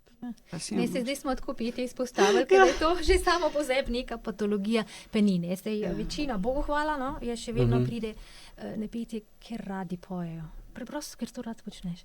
In če je to tisti iskren vzgib, če te en eros vodi v to, da si ti izražaš skozi glas, ker glas vemo, da je najlažje svojo notranjost izražamo prek svojega glasu, zelo neposredna je ta pot. Ne. Je to res terapevtsko, ne glede na to, iz katerih vzgibov je kakšna travma prišla. Ne. In to je zelo zanimivo, kar si izpostavil, se mi zdi kar zelo, zelo na mestu ta diagnostika. No. To je zelo površinsko. Ja, razumem. Splošno, ja, ampak super, res. Glede na to, da vsak išče nek svoj ventil teh travm, ki jih ima za sabo. Ne. In nekdo je pač jih usmeril v petje, nekdo jih bo pač v nekaj drugega. No. Tako da ni poklic oziroma dejavnost tista, ki ti to narekuje, ne. Ampak ti si pač ta kanal našel, da skozi to procesiraš. Ne. Ker v petju imate tudi zelo veliko ljudi, ki imajo zelo uspešne osebne zgodbe za seboj, ne, in ravno zato, ker so peli skozi, mogoče, ne, in ki še potem v pozni starosti imajo v sebi nek mir, imajo v sebi neko povezanost, to celovitost, ne, ki so jo gojili ravno s tem pravim pristopom do tega, ne, niso tega zlorabljali, kot praviš, ampak ki so res peli. Ko ti zares poješ, je drugače, kot če poješ zato, da boš nekomu všeč. Pa naredil eno audicijo, pa prepričal enega kritika.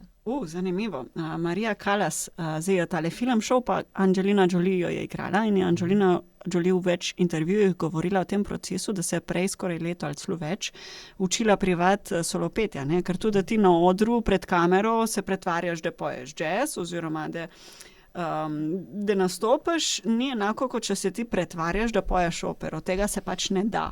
Ni mogoče, ker fizični ustroj med petjem je popolnoma drugačen kot med tem govornim nastavkom, ki je nižje v prsih in tudi jazz petje je nižje v prsih pozicioniran. Medtem ko operno petje pa naslavlja veliko več, se ti lahko bolj ti poveš strokovno, ne, resonanca v glavi in vse te sinusne. Bolj gor, ne. Ja. Zaradi tega, ker tudi recimo pri opernem petju ti nimaš zvočnikov, nimaš mikrofonov in tvoj glas mora dobiti eno jakost in globino, preden pride sploh iz tebe. Skratka, je bilo zelo zanimivo, tudi te intervjuje si lahko pogledate, kako je ona opisovala, skozi koliko čustvenih momentov je morala iti, da je začela uporabljati telo na tak res širok, da je zavzelo njeno telo dovolj prostora, da je bila približno spodobna, da je posnela video, kako naj bi Marija Callas pela. In seveda za nas, ki poznamo sliko, kako nekdo zgleda, ko poje operno, še zmer vidimo pomanjkljivosti in smo takoj vedeli, da ko je posnetek, seveda ni to glas Angelina Jolie, ampak je večinoma, mislim, da 80 ali celo več procentih v določenih primerih res posnetek Marija Callas, ki je pela tisto arijo in v samo določenih trenutkih je fuzija glasu, nikjer ni uporabljen 100% glas Angelina Jolie. Ja, ker tudi, če malo poznamo zgodovino Angeline, ne, je seveda to, da se bo ona lahko toliko sprostila, da bo lahko toliko globoko dihala, da bo toliko prostora. Kratko, a ne, to je, mislim, da ti odpoješ ne samo eno operno arijo, ampak celo operno vlogo. To je tek na dolge proge, to ni tako, da se boš v enem letu ti naučil tega petne, absolutno ne gre. Ne. Lahko se naučiš pa igrati, da poješ. To pa ni problem. Ja, to je bistveno lažje. Ne. In koliko v svojih izkušenj bi lahko ocenili, na kakšen način na sodobno odraslo osebo, ki živi v sodobnem času, vpliva izguba tega skupinskega petja. Tako, vajno ocena. Jaz na srečo se prav dosti družim z ljudmi, ki ne bi nič peli. Ampak mogoče opazim... Ali pa kako razliko opaziš med temi, ki pojejo, pa med ostalimi? Ja, mogoče opazim recimo kakšnega starša, ki pride, ki nikoli ni pel, pa njegov otrok zdaj poje v zboru. Ta kontrast je kar velik, sicer je tudi v otroku videti, da mu ni naravno in mu ni udobno v pevski vlogi oziroma v tem, da bi zavzel več prostora na odru. Ja, pač je ena distanca, ki tako jaz vidim. No, če človek ni pripravljen dati te energije ven, da ne pozna, da ne zaupa sebi kot svojemu glasu, kot svojemu inštrumentu, pač je drugačna komunikacija z njim. Ne bi znala opisati. Točno to, ko si rekla distanca, tudi zdaj, ko razmišljam, meni se isto zdi, ne? Ker ko si ti pripravljen se izraziti, kot smo prej rekli, glas, to pa je res edini tak neposreden stik s tvojo notranjostjo, a ne? In če ga nisi nikoli tudi v petju uporabil, da si se vedno držal samo te omejene tesiture, ki jo govor predpostavlja, pol ne poznaš se čist, se pravi, se nisi dovolj dobro sprostil v svoje telo, ne? In jaz tudi čutim, no? Kje so ljudje, ki so že nekaj peli oziroma veliko peli, ali pa ki niso tako drugačno energijo daje od sebe. Nekoga katipa, pa ne veš, ali bi stopil en korak naprej, ali ne bi. Ja. Tako, kot da bi imel včasih tudi težave z zaupanjem z drugimi, ne sam sabo. Kaj pa menita o personi? Personi, na kakšen način? Persona, pač kaj pomeni persona? Tvoj glas je v bistvu, ne, dobeseden prevod, kako, kakšno persono imajo recimo ljudje, ki pojejo, ali pa tisti, ki ne. Ste kdaj razmišljali o tem? Morda se dotaknemo besede posluh. Ker včasih za posluh imajo, kako nekdo operira s svojim glasom, čeprav posluh pomeni bolj slušen aspekt. Če ti ločiš glas od svoje tete, pa od sestrične, imaš posluh. Če si ti sposoben ponoviti, ja, imaš posluh. Gre se pa samo za to, da ti z mišicami, ki so v telesu, ne znaš operirati na način, da bi potem te višine glasu pač speljal v pevski melos. V bistvu namenjeno posluh je bolj namenjeno ponašanju, ali? V bistvu posluha se učimo z oponašanjem, ne? Je pa povezava tudi med posluhom pa poslušnostjo? Poslušnost je v smislu otrok, ki uboga, ali... Mislim, da poslušan, ta je poslušan, ali ima posluh. Jaz bi bolj dala empatiji, ker nekdo, ki ima boljšo empatijo, ki lažje, ne da prebere, ampak prej začuti drugo osebo, veliko prej razvije posluh in ker v bistvu se učimo z imitacijo, ne? Tako kot vsakega giba se tudi operirana z glasu učimo od mame, od tete, od vzgojiteljice v vrtcu, s tem, da jo opazujemo, kako to gleda. En zanimiv preizkus sem gledala, pred sabo smo imeli na akademiji posnetek, samo glasilk, nič zvoka ni bilo, in ko smo samo glasilke gledali, smo ugotovili, katera pesem je.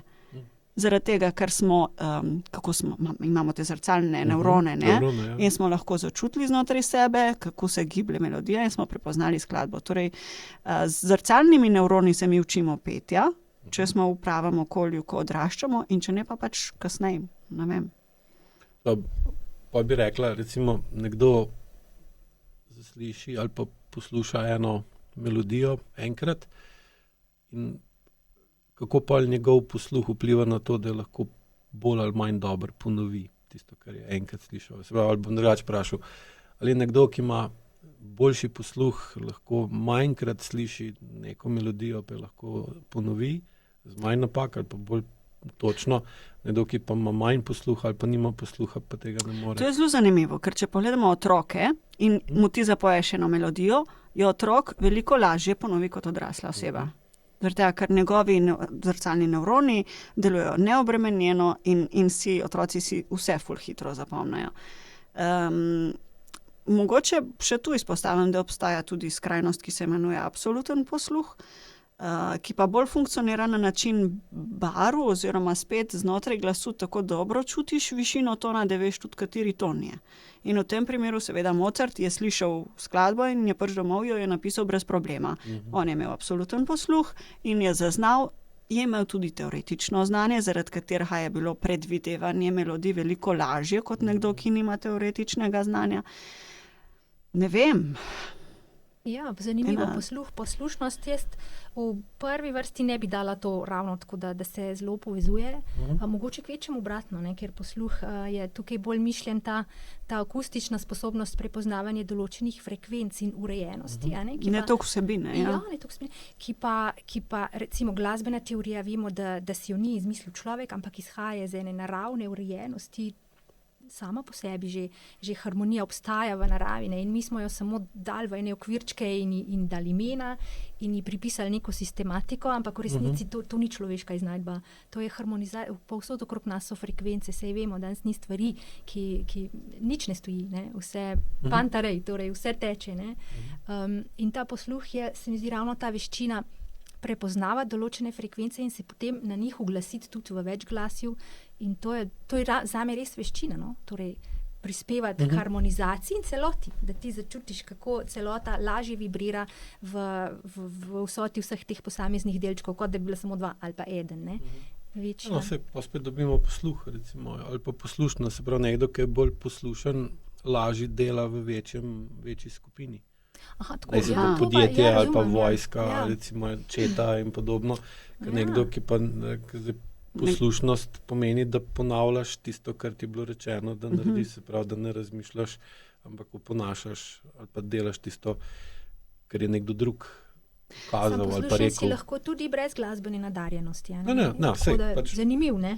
No, meni se zdi tudi, če imaš... podobna beseda, da ne bi bila povezana. Ne? Se mi zdi, veliko ljudi ima zadržek pri besedi posluh zato, ker vejo, da kljub temu, da slišijo, vejo, da če poskusijo ponoviti, vejo, kje so zgrešili. Torej, znajo tudi sebe poslušati. In tlele pa potem zdaj poslušnost v smislu znati reducirati, kdaj ja, kdaj ne vem. Zdaj pa nisi več poslušen. Ja. Če si poslušen pogojno, ne? Slišal si, ja. Ja, če imaš nekoga, recimo, kakva je pa funkcija dirigenta? Kaj se zgodi, če dirigenta ne poslušajo? No, dirigent ne operira z glasom. Mislim, ti jim daješ verjetno navodila oziroma jih usklajuješ, ne? Torej, bi rekel na nek način, da jim ukazuješ. Moja funkcija je pomagati, če želijo. Če ne želijo, pa ni napredka. To je pa res. Torej, če niso poslušni? Pač ne napredujejo. Ja. Ampak je to njihova odločitev, ne? Lahko pa jih jaz manipuliram. Se vodja mora. Ne? Mora biti tudi manipulator, res je. Spomnim se, ko se zdaj to pogovarjamo, lani sem gledal film o eni od tej prvi ženski dirigentki simfoničnega orkestra iz New Yorka, pa tam niso hoteli, pa je šla pa v Nemčijo, pa je tam dirigirala, koliko je imela težav, da je dobila avtoriteto pri glasbenikih v orkestru, da so jo začeli poslušati. Je imela zelo veliko neposluha med njimi in je niso hoteli upoštevati in so ji nasprotovali, so jo sabotirali, so ji potikali, so jo ogovarjali, hoteli so jo spraviti stran in šele kasneje so lahko rekli, da začeli imeti posluh za njeno za njen vpliv. Jaz sem z tega vidika gledal to, da posluh pa poslušnost. Zdaj po posluhu običajno dojemamo pozitivno, če ima nekdo dober posluh, rečemo, da je to fino, če pa poslušanje pa že vprašanje. Odvisno od konteksta. Ampak to je bolj, se mi zdi, specifika slovenskega jezika, da imamo poslušnost, se uporablja bolj v kontekstu ubogljivosti. Ja, to, ker v angleščini ni povezave med posluhom pa med poslušnostjo, absolutno ne semantične, lingvistične. Kakšna je angleška beseda za posluh? Hearing, perfect, recimo rečeš perfect pitch ali pa perfect hearing. Poslušnost je pa obedience, je pa čisto drugo. Ja, druga. Ja, mislim, da je tudi tukaj, ker hlapec je mogel imeti zelo veliko posluha za gospodarja. In če ga ni imel, je bilo hudo, če je bil neposlušen, ali pa tudi prek si govorila o črnskih pesmih. Oni so tudi mogli imeti zelo visok, zdaj lahko rečemo posluh, da skozi zvok slišiš, kaj nekdo želi od tebe, seveda lahko pa imaš visok posluh tudi, da opaziš. Recimo služabnik je mogel zelo dobro znati predvidevati. Posluh je tudi razaznavanje čustev v glasu, ali te nagovarja z višjo intonacijo in je živčen, ali te z nižjo, ker to čutiš. Se si preomenila empatijo. V tem kontekstu pa empatija je bolj sem to, kak ima drug čustva, koliko ti ta čustva prepoznaš, pa koliko vplivajo na tebe. Imaš pa tudi empatijo, da ti znaš čustvi vplivati na druga. To je pa že druga plat medalje. Kakšna pa razlika, oziroma kaj ljudska pesem omogoča, kar recimo govor ali pa sodobna glasba ne data ali pa ne moreta dati. Kako bi to določile, ker smo že, ker skozi cel podcast že primerjamo preteklost pa sedanjost, ne? Ja, beseda generacija je sigurno močna, ne? Kar nosimo, če nekdo poje starimi starši, to čist drugače doživlja, kot če bi se sam učil neke ljudske pesmi. Po drugi strani pa otroška ljudska pesem je pa vedno aktualna, ker otroci se učijo brez informacij z računalnika, ne, banalna stvar, petelinček je zapel, je skočil gor na hlev, si je hlačice odpel in lulati začel, to je otrokom toliko všeč pesem. Ker pa spet je ljudska pesem, ne, otroci jo veliko lažje sprejmejo, ker imajo toliko osnovne elemente, no. Ja, oni veliko bolj desno možgansko uporabljajo, pa si lahko predstavljajo, da ima petelin hlače, pa da lula, ne, pa da... No, tudi odrasli, če Levo bi rekla, to pa ja ne moreš, ne. Tudi odrasli, če pojemo otroške pesmi, mislim, da je tudi tako terapevtsko tudi za starše, ki pojejo za otroke, ne, da se naučijo teh ljudskih pesmi nagajivih, ima eno dobro konotacijo tudi v današnjem času, medtem ko pa popolnoma razumem, da nekih drugih ljudskih pesmi, ki so jih uporabljali ob delu, danes ne moremo uporabiti. Jaz imam zelo rada ljudsko pesem. Kot veliki jo pojemo, sploh za otroki, no, vedno začnemo z ljudskimi pesmimi. To se meni zdi, kot si rekla, kot dih zgodovine, a ne? Te ljudske pesmi so skozi stoletja nastajali. To so glasovi različnih ljudi ali pa celih skupnosti in nosijo v sebi tako močne zgodbe, močna sporočila, vrednote, neke kulture, čustva, a ne? In se mi zdi, da za razliko od neke umetne pesmi, arije ali pa moderne pesmi, ima ljudska pesem glih ta naboj, da te z nečim višjim od sebe poveže, s skupnostjo, ne, z neko tradicijo, kot da bi v srce tradicije stopil, ne, in ima vsak pevc, ki zapoje ljudsko pesem, se mi zdi, da to energijo pesmi prida nekaj svojega in kdorkoli to poje, lahko en delček sebe najde tam noter, kad je nekako v našem DNK-ju to, ne, in se res, se mi zdi, sprostijo čustva dosti lažje, kot pa v neki umetni pesmi, ne, plus to, da nagovarja neko skupnost, skupino. Jaz imam eno priznanje. Ljudske ljubezenske pesmi, ne, koliko lepe, petelinček je zapel, ne, kako je že, petelinček je zapel, Danica je prišla, čez dolgih 7 let se bova videla. Ljubezenske pesmi, ki so jih iz naroda, iz generacijo v generacijo pele. Ko sem jaz spremljala v roke tisto knjigo, kaj že rit in kače niso za igrače, nikoli več nisem upala 5 pesmi z enakimi čustvi. Ja. Bilo premočno. Nisem. Evo, ja. Ker začutiš, a ne, težo vse tiste tradicije tukaj noter, res to je čist poseben naboj in energija. Pa smatraš, da je recimo imela ljudska pesem funkcijo predvsem sproščanja čustev ali tudi usklajevanja čustev med različnimi ljudmi? Sigurno oboje. Sproščanje spet gotovo, ne, lahko kakšno besedilo, ti če bi ga prebral, bi rekel, ok, prebral sem besedilo, sem ga povedal tudi, ja, tako, sem nekako prežvečil neko verbalizacijo, ne. Pesem, dobro, sploh ljudsko zapoješ s celim telesom. Spet je tukaj noter, jo moraš zapeti s tistim svojim bistvom, ne, in to je lahko zopet katarza, ne, spet, ko ima nek čustven naboj, odvisno, kaj vzameš, ne, katera, a je to neka ljubezenska izguba, je to pogrešanje doma, ali je to aktivacija k enemu delu, k eni dejavnosti, ne. Spet ti potrka na tisto nezavedno, do česar ti bi zelo težko prišel skozi zavedanje ali pa zavest, ne, načrtno, skozi razum. Tako da to, pa kaj si rekel še za...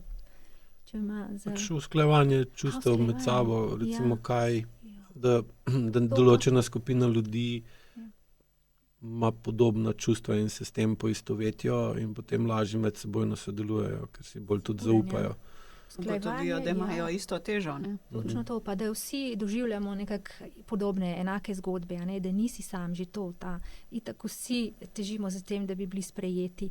In ta ljudska pesem dostikrat te poveže z neko skupnostjo, ki ti kar odpre, saj nisem sam, saj so že drugi ravno na ta način to doživljali. Pa še to, ljudska pesem je v sebi zelo preprosta, enostavna, se zelo približa temu osnovnemu govornemu registru v v tonskem okviru, a ne, Da in lahko tudi vsak ritmično. poje. Ja, vsak jo lahko poje, ker to so pesmi, ki so nastajale bolj ali manj med ljudmi brez formalne glasbene izobrazbe. Tako da to je tak en varen prostor za ustvarjanje, niti treba na formo gledati. Ljudske pesmi imate tudi zelo različne, pa isto besedilo, pa druga melodija, drug spet pristop, ne, v različnih pokrajinah Slovenije. Tako da ti kakorkoli zapoješ ljudsko pesem, je vedno tvoja.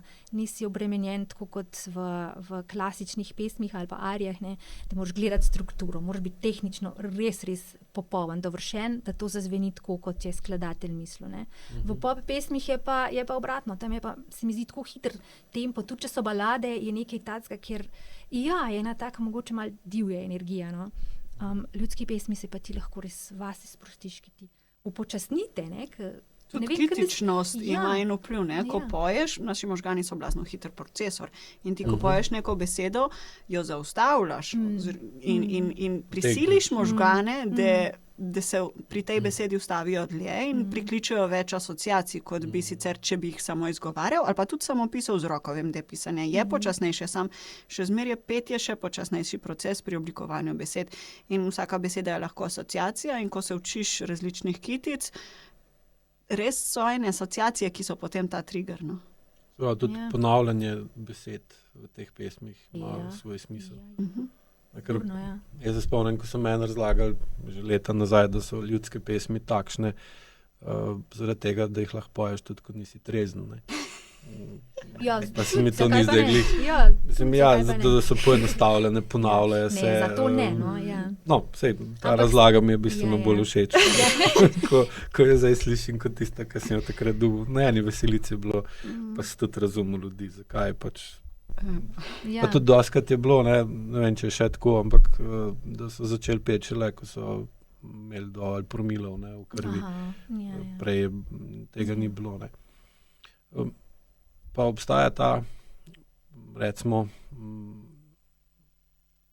prazna cona, ki zdaj, tako, ko jo poslušam, dobivam občutek, da se z ljudsko pesmijo ukvarjajo otroci, pa starejši, tu ni vmes pa manj ali nič.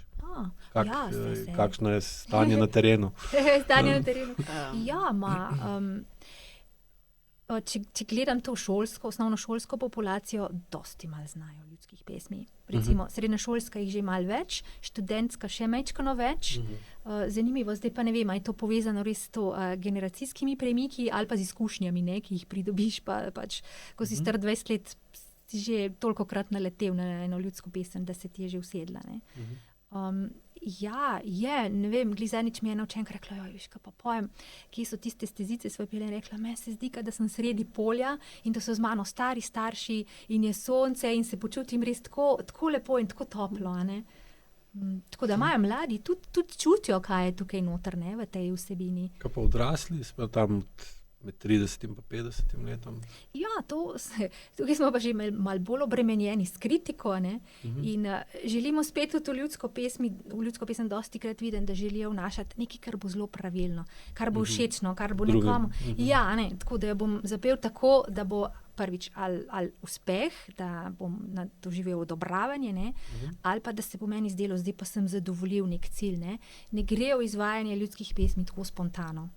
Te moramo iti spet na začetek, dih v telesu, čustvom. Ne? Točno tako. Zaupanje. Jaz se veliko gibljem v krogih z ljudmi, ki imajo posluh, pa nam ne pade na pamet, da bi začeli peti neko ljudsko pesem na pikniku. Prej prižgemo radio, pa mogoče, če je kakšna pesem na radiju oziroma na playerju, potem začnemo kaj zraven peti.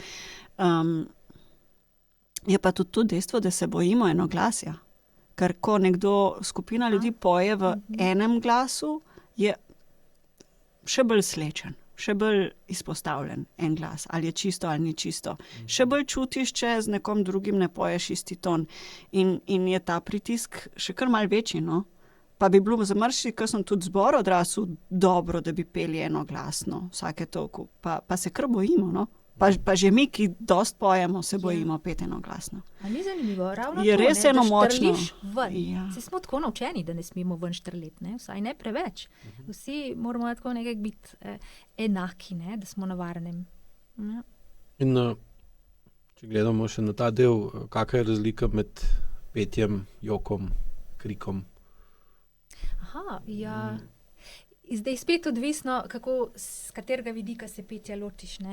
Če bi k meni nekdo prišel, ki še ni nikoli pel, pa bi rekel, no, kako ne pa se lotim petja. Sicer v glasbenih šolah je populacija malo drugačna, ima ponavadi tudi, če so otroci že malo pevskih izkušenj, ali vsaj neko vizijo, kaj želi s svojim glasom početi. Nekdo, ki pa nima pojma, kaj vse, česa vsega je sposoben, njegov glas, bi ga jaz prvo, bi rekla, zdaj pa stopil v stik s svojim dihom, zapri oči pa samo glej, kje je v telesu tvoj dih, kako čutiš, nič razmišljati, nič analizirati, samo poslušaj in opazuj. In potem naslednja faza bi bila mogoče, da samo en ton mrmra na ali pa na a, kakorkoli, in da spet opazuje, kje se pojavljajo vibracije v njegovem telesu. Potem tretja faza bi mogoče bila pa že ta... Opazuje, kje se pojavlja, ne pa tudi, kje se ne, ali tudi vse to, točno tako, čist kompletno cela vertikala. Jaz, ko vodim vajo, recimo, pa bolj usmerjamo to, kje se ne. Kje se ne, dobro.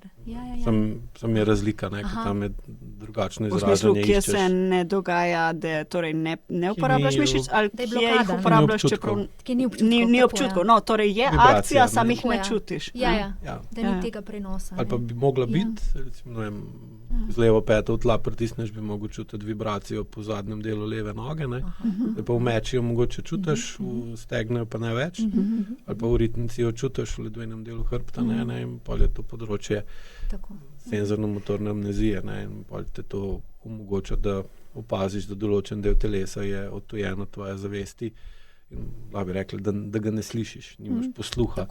Lahko bi rekli, da ker, če gremo z te vidika, zavest bi mogla imeti posluh za telo, kar pomeni, da bi ga mogla poslušati in mu biti tudi poslušna.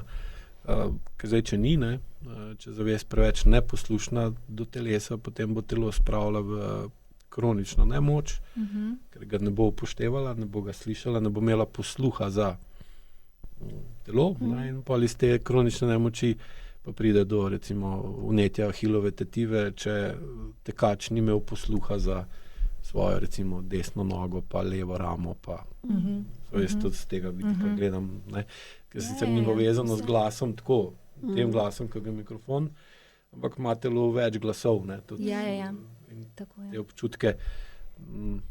Bi rekla, ali poje, ali ti telo zapoje, ko pritisne z levo peto v tla, se medenica dvigne ali ne. Da dober učitelj hitro lahko zazna, kakšen glas bo imel nekdo, ki ima glavo že v osnovi bolj naprej zakrčeno, ali pa nekdo, ki ima desno ramo višej, ali pa nekdo, ki ima kolena znotraj zbita. A pa večkrat rečemo, zdaj pa opazuj, ne misli ker misliš lahko samo tako linearno, eno misel hkrati, čutiš pa lahko več stvari, in pa rečem nekomu, ki ima pa res težave, da se sprosti v svoje telo, zdaj pa čuti svoje stopala, svoje kolena, ramena, mogoče levo, desno roko, čist neke X variante, vse naenkrat. In takrat, ko začnejo čutiti vse to v telesu, pa zraven tudi vokalizirati neke res preproste pete vaje, glas skoraj oživi, kar začne delovati, V bistvu ga učiš, kako telesno vibracijo spremeni v zvočno. Sej to je to. Kako uporabiti tkivo, da ojača resonacijo? Do vibracijo celic spremeniš v vibracijo zraka. Ja. In potem se ta vibracija prenese do ušesa tistega, ki posluša, in se spremeni v ušesu v vibracijo. Znotraj ušesa, ki se spremeni v vibracijo. A ne samo uho, zaradi zrcalnih možganov. Ja, seveda tudi zavibrira vse, pa tudi se zvok ne vpliva na uho. Uho je samo najbolj občutljiv del. V telesu. Ja. Pa to, kar si prej rekel, razlika med petjem pa lahko ti rečeš nekomu tudi zdaj pa improvizirajmo, in samo globoko vdihni, tak dolg vdih, mogoče res globok, se najprej tega nauči, kam usmeriti, ne samo trebuh, ampak zadaj, da se čist cel razširi. Potem pa sam spusti glas ven, a je krik, ali je nek vzdih, ali je sam karkoli pride ven, lahko je tudi en tak jok, sam posluši, opazuj pa delaj to mogoče 5-10 minut brez sodbe, Na začetku so zelo pozorni na to, kaj pride iz njih, ko pa ta analitični majčkeni sklopijo, pa res se glas začne izraziti, ker slej ko prej bo tisto, kar je v tebi, glas tudi izrazil, če mu dovoliš. To je mogoče to, da ne ravno pevska terapija, ampak petje, ki je mogoče drugačno kot umetniško petje, ne, ki se ga lotiš spet s čist drugimi elementi. Ja, osnove so pa vedno iste. Osnove so pa iste. Se strinjam, super povedano. Pa da se dotaknemo treme. Kaj opažata pri svojem delu vezano na tremo? Kakšni ljudje imajo več treme, kakšni imajo manj treme in kaj potem počneta, da zmanjšata vpliv treme na Tle imam jaz manj zapovedati.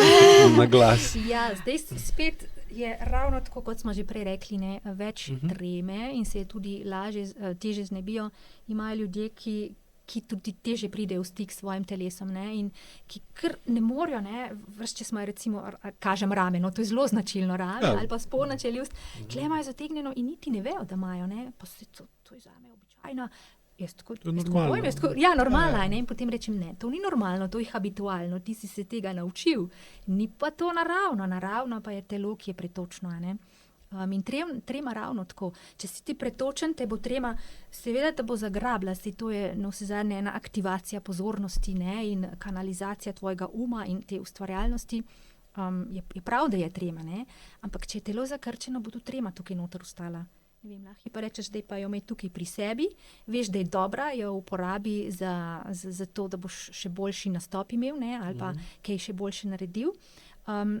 Če imaš pa telo zakrčeno, se pa tudi trema tam noter zablokira in je toliko težje pa vseeno. Ja, trema je, kad na stare računalnike pritisnil gumb za prižgat, ki je ful glasen, ful dela, pa ga končno aktiviraš, pa začne lepo normalno mlet, pa greš ti na oder. V bistvu je en tak zelo močen zagon, ki je zelo koristen, ko stopiš na oder, zato da res možgani procesirajo prave stvari, misliš na prave stvari in daš prave stvari. Je pa res, da jaz, ko imam zbor pred sabo, seveda so tudi pri njih kontrasti, eni bolj, eni manj imajo tremo, ampak ko si ti del skupine, recimo, da jih 5-6 poje isti glas kot ti, pa mogoče celo, da ne stojiš v prvi vrsti, je občutno lažje jim, no.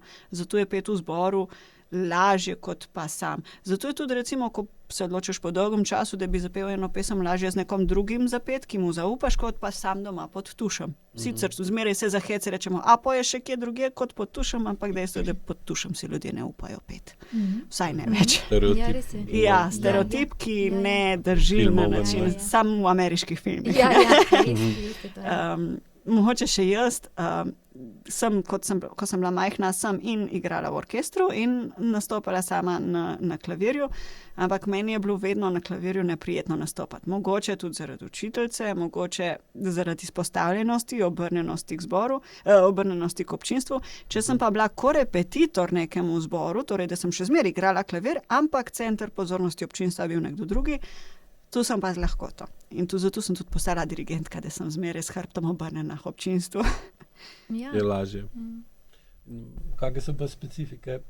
Imel sem že 3 podcaste o javnem nastopanju, bolj retoričnem, govornem. In smo dan tudi dosti govorili o tremi. Kaj je pri petju drugače? Zakaj recimo imajo določeni ljudje, po mojih kar dosti,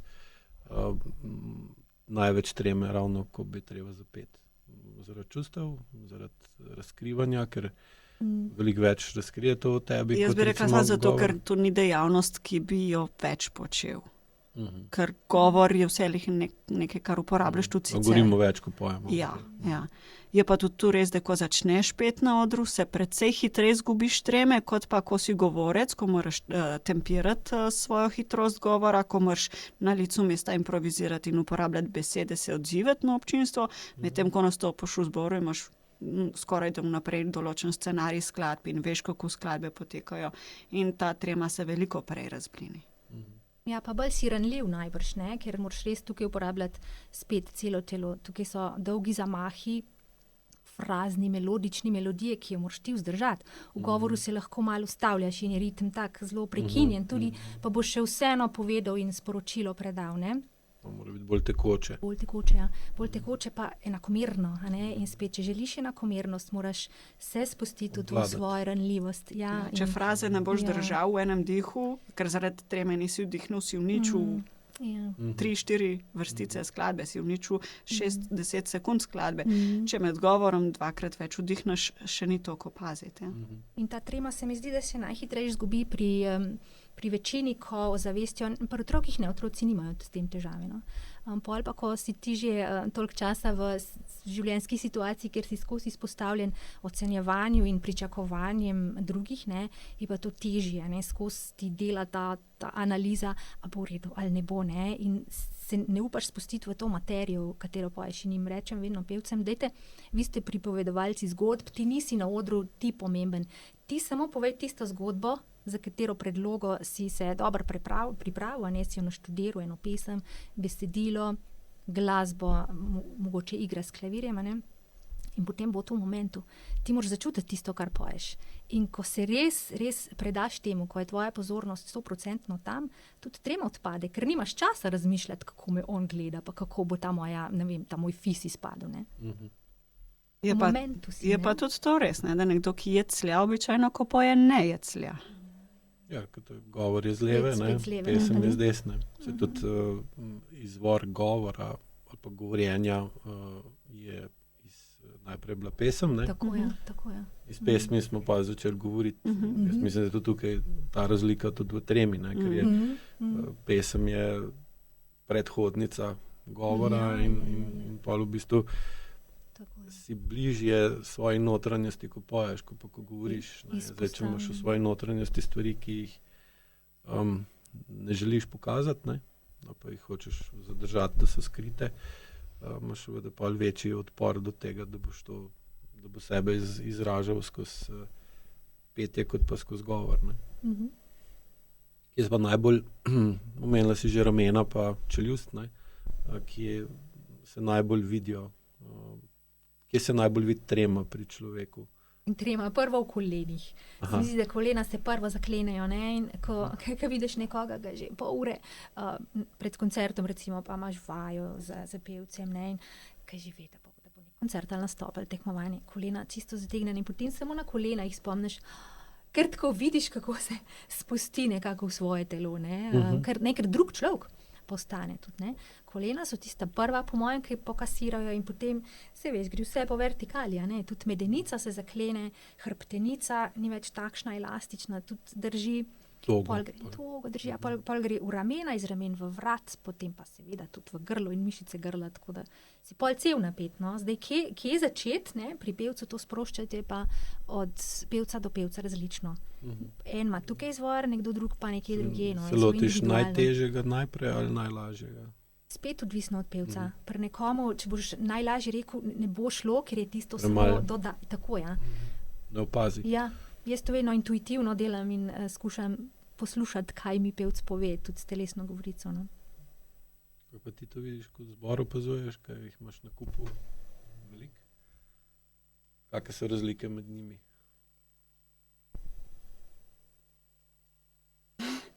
Ne vem, veliko razlik je. Ampak pač v trenutku, ko zapoješ prvo noto, se zgubi, no. Je pa tudi res, da nastop začne, ko nekdo hodi na oder. In zato se s tremo ukvarjamo, preden gremo na oder. In od dihalnih vaj do povezovanja, do stiska rok v krogu, potovanja stiska po krogu, lik zato, da čutimo zaupanje, da čutimo drugega, da čutimo, da nismo sami, da ne bomo samo mi tisti izpostavljeni. Tako da, ko začneš korakati na oder, je že to nastopno. Že s tistimi koraki začneš se truditi, prekrvaviti, sprostiti energijo, pokazati, da si želiš povedati to pesem. Kako pa lahko pol vidiš, ko opazuješ posameznika v zboru, kako poje, kakšen je tudi izven petja v skupini? Obstaja, opaziš povezavo. So ljudje, ki pač vidiš, da ko pojejo, so čisto drugačni. Pa po nastopu ali pa pred njim. Ja. Se dobite, greste na izlet nekam. Ja. In so ljudje, ki pa, ko pojejo, so približno podobni tudi, ko govorijo, zaradi tega, ker imaš občutek, da niso še olupli vseh teh plastite čebule, no. Tako, tu je v bistvu edina razlika. kako zahtevno pa je obdržati ljudi v zboru dovolj dolg skupaj, da olupijo to, če bo.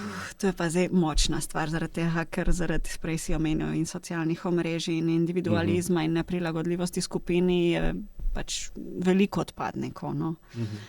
Težko je delati, oziroma težko si lahko predstavljamo skupino, v kateri bi iste osebe pele 5 let ali več. Tudi v osnovni šoli in srednji šoli pač ta starejša generacija gre, mlajša pride, je vedno nek pretok. Obrat, ne? Ampak je pa res, da če nekdo ustraja 3 leta, se pa že pozna. No. 1 leto je premalo. Tu je to, da si pomočil nogo, opazil, kaj se dogaja, videl, da imaš težave, ampak se s tem še ne začneš ukvarjati.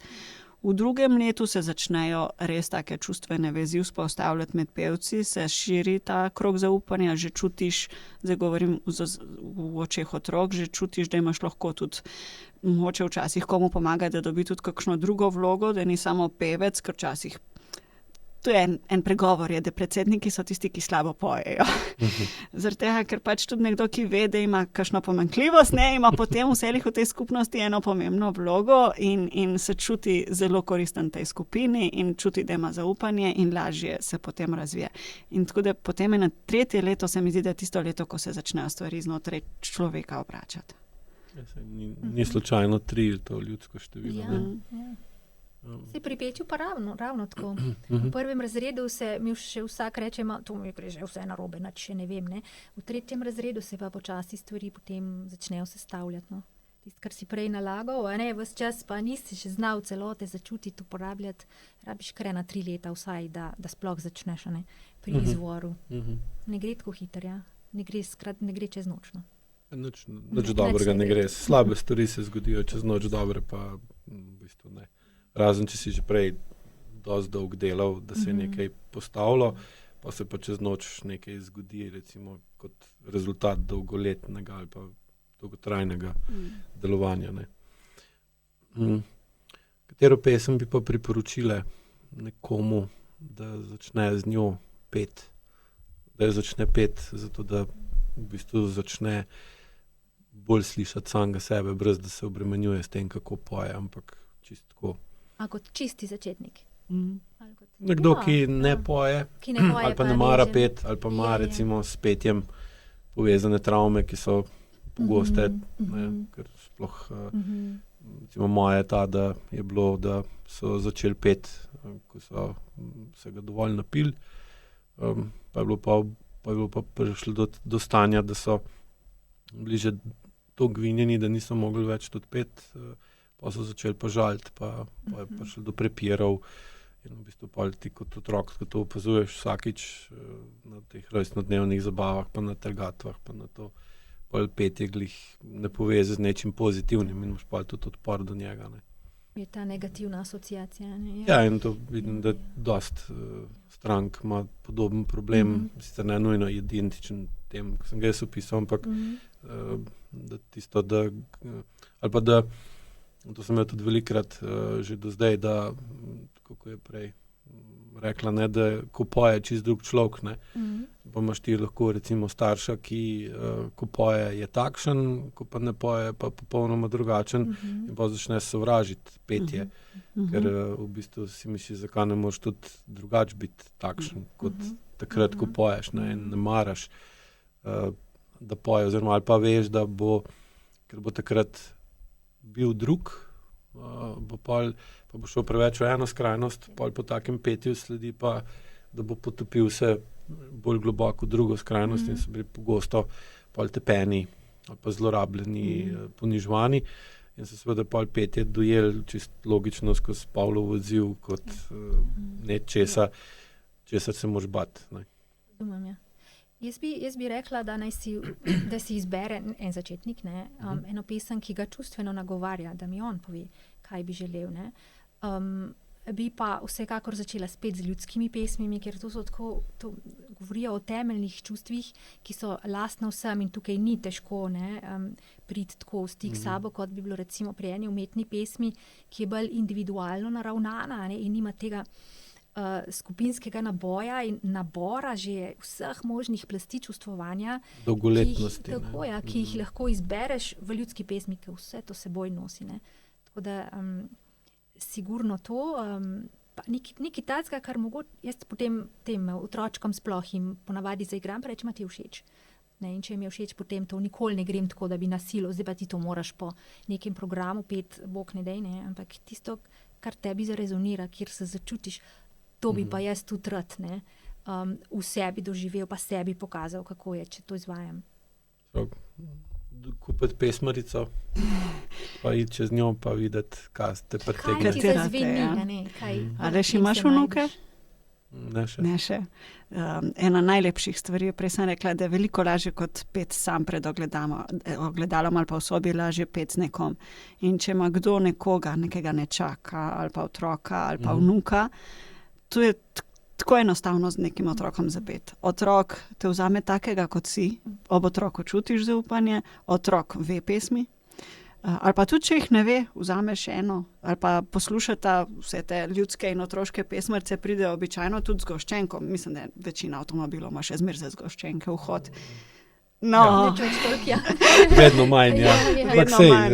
Ampak so tudi na Spotifyju in na Apple Music so dostopni njihovi albumi, ne? In so posnete in 3x-4x poslušaš, 4. se otrok nauči pesem, 6. se pa pol tudi ti. In potem, da z nekim otrokom zapoješ seveda ljudsko pesem ali pa otroško pesem, ki res nagovarja ene osnovne tvoje notranje prvine. In mislim, da je tudi dragoceno. Moj mož prej si omenil izkušnjo z alkoholom, ima podobno izkušnjo. In moj mož ni pel. Ko sva mi dva začela, ko gremo k njim na rojsten dan, edina stvar, ki se ohranja še vedno, da za vse najboljše pa pojemo vsi, tudi če je fovš. Ja. No in v moževi družini je to res vsak po svoje, sploh tisti skokov tam, tisti gre vsak mu po svoje. Ampak meni je bilo zelo dragoceno, ko sem njega videla, da je s hčerko pel. Tudi, če se zaveda, da nima posluha oziroma da nima koordinacije mišic, ki pomagajo pri petju, on je z njo pel, ker je videl njej željo. On je pel za njo in zdaj tako dobro razvija glas, da sem zelo ponosna na njega. Lepo. Pohvalno, čestitam. Možu. In tebi, jasno. Pa bi lahko ocenila, da je razlika med odnosom do petja pri moškemu ali pa pri ženski. Da recimo struktura pa funkcija telesa, ki je različna glede na spol, vpliva tudi na odnos do petja. To je zanimivo. Vemo, da smo imeli v zgodovini kastrate, ne? Ki so jim bili odvzeti zato, da se ni telo razvilo in je prepeval in je njegova barva glasu bila zelo specifična in so jo celo imeli za zdravilno. Mislim, da je španski kralj, tu boš ti vedela povedati, ga je imel za terapeuta, ko je poslušal njegovo petje.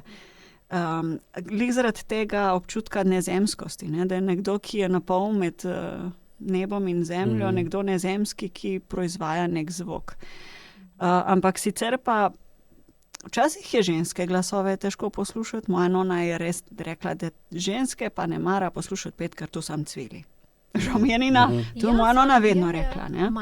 Medtem, ko je njen mož pa pel tenor, torej najvišji moški glas, kar pa spet ni, mislim, je spet drugačen način petja kot nekdo moški, ki ima večje Adamovo jabolko, nižje frekvence dobi.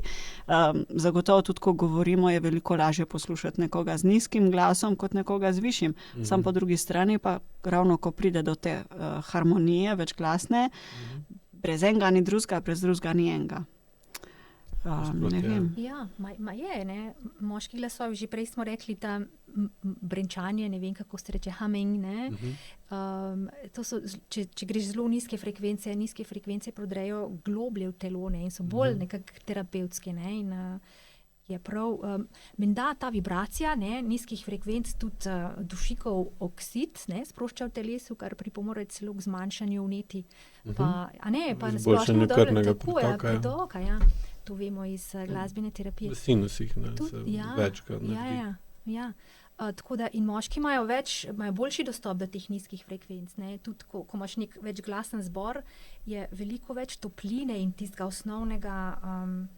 osnovne barve, če imaš fundament, če so zraven moški glasovi. Mešan zbor ali pa moški vedno bolj polno zveni kot pa ženski, ker ženske frekvence se začnejo precej višje, ne, in imajo potem tudi ta likvotni spekter nižji, ne. Tako da moški me tle lažje jih je tudi, se ne smem tako reči, ne bolj prijetno poslušati, ampak harmoniji dajo neko dodatno barvo, ne.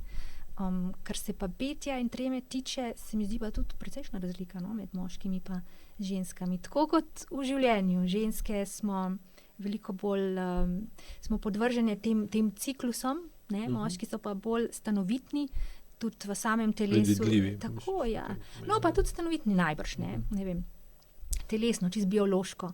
Tako da ženske morajo vedno iskati ravnotežje, moški pa, ko ga najdejo, mogoče dlje časa zdrži, ne. Z tega vidika. Mogoče še to za običajnega poslušalca, zaradi vse te popkulture in posnetkov se včasih fantom zdi, ko poslušajo posnetke, večina pevcev so zelo visokih pevcev. Imajo popularne pevci, so večinoma z visim nastavkom. In potem, če nekdo, ko posluša take pesmi, reče, jaz tega ne morem zapeti, si misli, da nima posluha. V resnici sam njegov rang glasu je nižji, ne? In je zelo dragocen, sam se ne zaveda tega in reče rajš, da ne poje.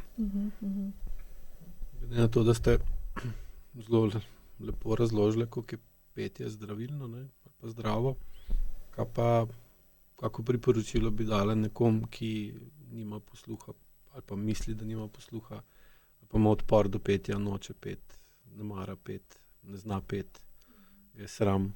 Da mu je nekdo rekel, da pet moraš znati, ne. No, Ja, pet je pač lahko veščina, lahko je pa pač elementarno osnovno sredstvo izražanja, ne. In naj se nekdo, ki zase misli, da nima posluha, poskuša spet spustiti v svoje telo glas. Samo kakšne sirene dajati od sebe ali nekaj, kar ga bo presenetilo v svojem glasu, da vidi, česa je sposoben. Mogoče najti sploh svoj pravi obseg, kaj je njegova najnižja frekvenca, ki jo lahko zapoje, pa najvišja, ne, in da skozi to potem skuša prefiltrirati svoje čustva, ne, ali pa zaznanje. Da se začne najprej oglašati, pa Tako, začne ja. pa vedno bolj To tudi tako. oglašanje Potem pa vedno bolj spremeniti v neko. strukturiraš, ja, tako je. Mogoče, sej vem, v zgodovini so mogoče veliko napak naredili tudi stari dirigenti. Ko je bila količina pevcev, je bila pač iskanje kvalitete, ne, in zato so marsikakšnemu izbira, ne. otroku v šoli rekli, ti pa nimaš glasu, ti pa ne poj. Danes vemo, da tudi otroku v 3. razredu, ki mrmra, oziroma danes rečemo medvedka, se lahko v enem letu to nauči, takrat pač niso in so iskali samo kvaliteto, ker je bila kvantiteta na izbiro. In zato marsikdo ima mogoče ta notranji spomin, da mu učitelj glasbe, učiteljica glasbe rekla, da on pa naj ne poje. Tako da vsekakor je treba ta korak narediti. Ampak, ko dobi otroka, če se le da ne poje z njim, ali pa, da je super stric, kafuša, jaz se bom naučil te pesmi. Ja. Kako pa vidite, da petje vpliva na, ali pa recimo, da zdravilno vpliva na držo, na sposobnost izražanja, tudi sposobnost vpliva na okolico? Ali je učenje petja, ali pa to, da znaš bolj pet, koristno še za kaj druga kot za zabave pa nastope? Zdaj bom šla sami svoje izkušnje, kako so se lepo prepletle te dve zgodbi. Ne? Letos sem začela obiskovati Ninino petje in lani sem začela tudi aktivno za AEQ program. Vse prej sem ogromno vas preposlušala, ampak sem začela aktivno delati na tem. In ravno, ko sem dobila vaje, pri katerih sem začela vrat drugače uporabljati, pa mi je začel pokati med vajo, ko so se začele stvari premikati, mi je tudi Nina na uri rekla, Klara, pretočen vrat. Pa Nina ni vedela nič o AEQ, ne tam nič o petju in mi je zanimivo, kako se stvari poglihajo, ker res gredo ena z drugo, ne. In telo in petje.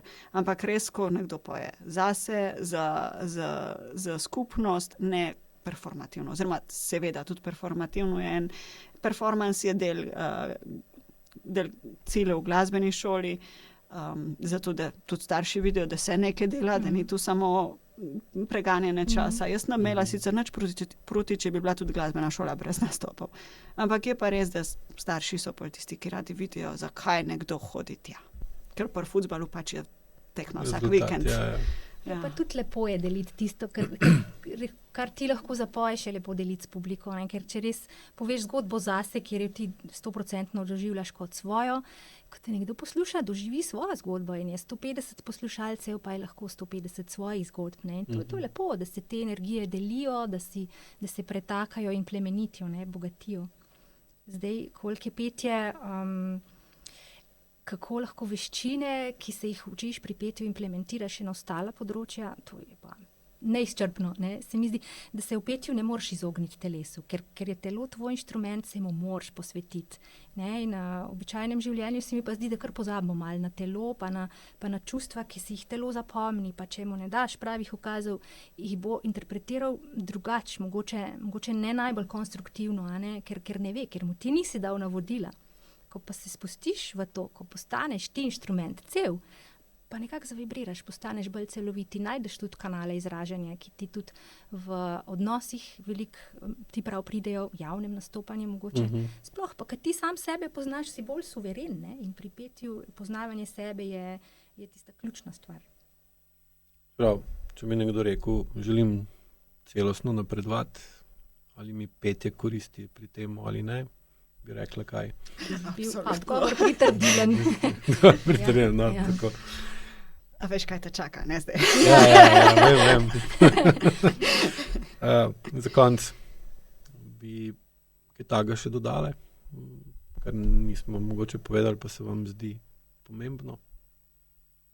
Ja, da povabiva vse ljudi, da radi pojejo, da najprej poslušajo pevce, ne samo tiste, ki imajo največ ogledov, ampak mogoče tudi tiste, ki so kaj bolj skriti, da najdejo neke pesmi, kjer se glas izraža na čisto avtentičen način in poskušajo najti, kako bi pa oni sebe izražali. Skratka, da ne začnejo peti. Mogoče tudi za začetek doma pod tušem, kjer lepo odmeva in kjer se vse lepo sliša, ne? Fajn je nekaj na tem, ne? Tudi je. Ja, jaz tudi svetujem, da ne izberejo pogum, da grejo čez tisto blokado prvo. Jaz res obožujem spravljati ljudi iz cone udobja. Ker res takrat človek zrase, no? Ne si upajo pet, pa naj poskrbijo, da njihovi otroci pojejo. Ja. Pa naj se zavedajo, da petje povzroča tudi sproščanje endorfinov, pa oksitocina, to je danes že zelo dobro raziskano, zlasti petje v skupini, tako da, če želiš se dobro počutiti, narediti eno lepo okolje za svojo psiho, svojo osebnost, poj. Ja. Jaz bom zaključil pa z tem, kaj je v risanki Ratatouille rekel ta kuharski mojster Gusto, je rekel, da vsak lahko kuha, ne more biti pa vsak kuhar. Ampak to še ne pomeni, da ne smeš ali pa da ni dobro, da kuhaš. In mislim, da je tukaj tudi to glavna prednost pri meni, vsaj tako osebno, ko razmišljam tudi, ko sem delal s strankami, ki so pele in so imele zaradi tega težave, ker pač se večinoma s takim srečujem, ne, zaradi svojega dela, da se je izkazalo ravno to, da so pele v okolju, kjer ni bilo dosti zaupanja. In so hotele peti, kot da so v okolju, ki mu zaupajo, dejansko mu pa niso mogle zaupati in je potem seveda telo so silile v nekaj, kar telo, za kar ni bilo pogojev. In pa je prišlo do konflikta in pa je prišlo do težav, ne. In tudi nasplošno zajko vidika je namen ta, da skozi višanje čustvene zrelosti in nižanje senzorno-motorne amnezije ustvariš okolje, ki mu lahko bolj zaupaš dejansko v resnici in seveda v takem okolju pa vedno lažje peti. Sploh peti na tak način, da te to sprosti, tako, da si še bolj vesel ali pa zadovoljen, da si ustvaril tako okolje, da se lahko v njem toliko sprostiš, da mu toliko zaupaš, da lahko poješ, ne, da ti ni treba peti iz obupa ali pa iz tega, da ti je lažje, da lažje preživiš, tako kot imamo tudi dosti takih načinov petja, ne. Tako da upam, dragi gledalci in poslušalci, da ste slišali kaj uporabnega od nas in da vam bo to, kar je bilo povedano, približali petje ali pa vam dalo dodatno motivacijo, da kaj zapojete ali sami ali v skupini in da tudi skozi petje v določenem okolju testirate, koliko mu lahko zaupate in potem naredite potrebno, da povečate medsebojno zaupanje v tem okolju, ker potem vse lažje teče in pretaka. Tako da, hvala lepa in lep pozdrav do naslednjič.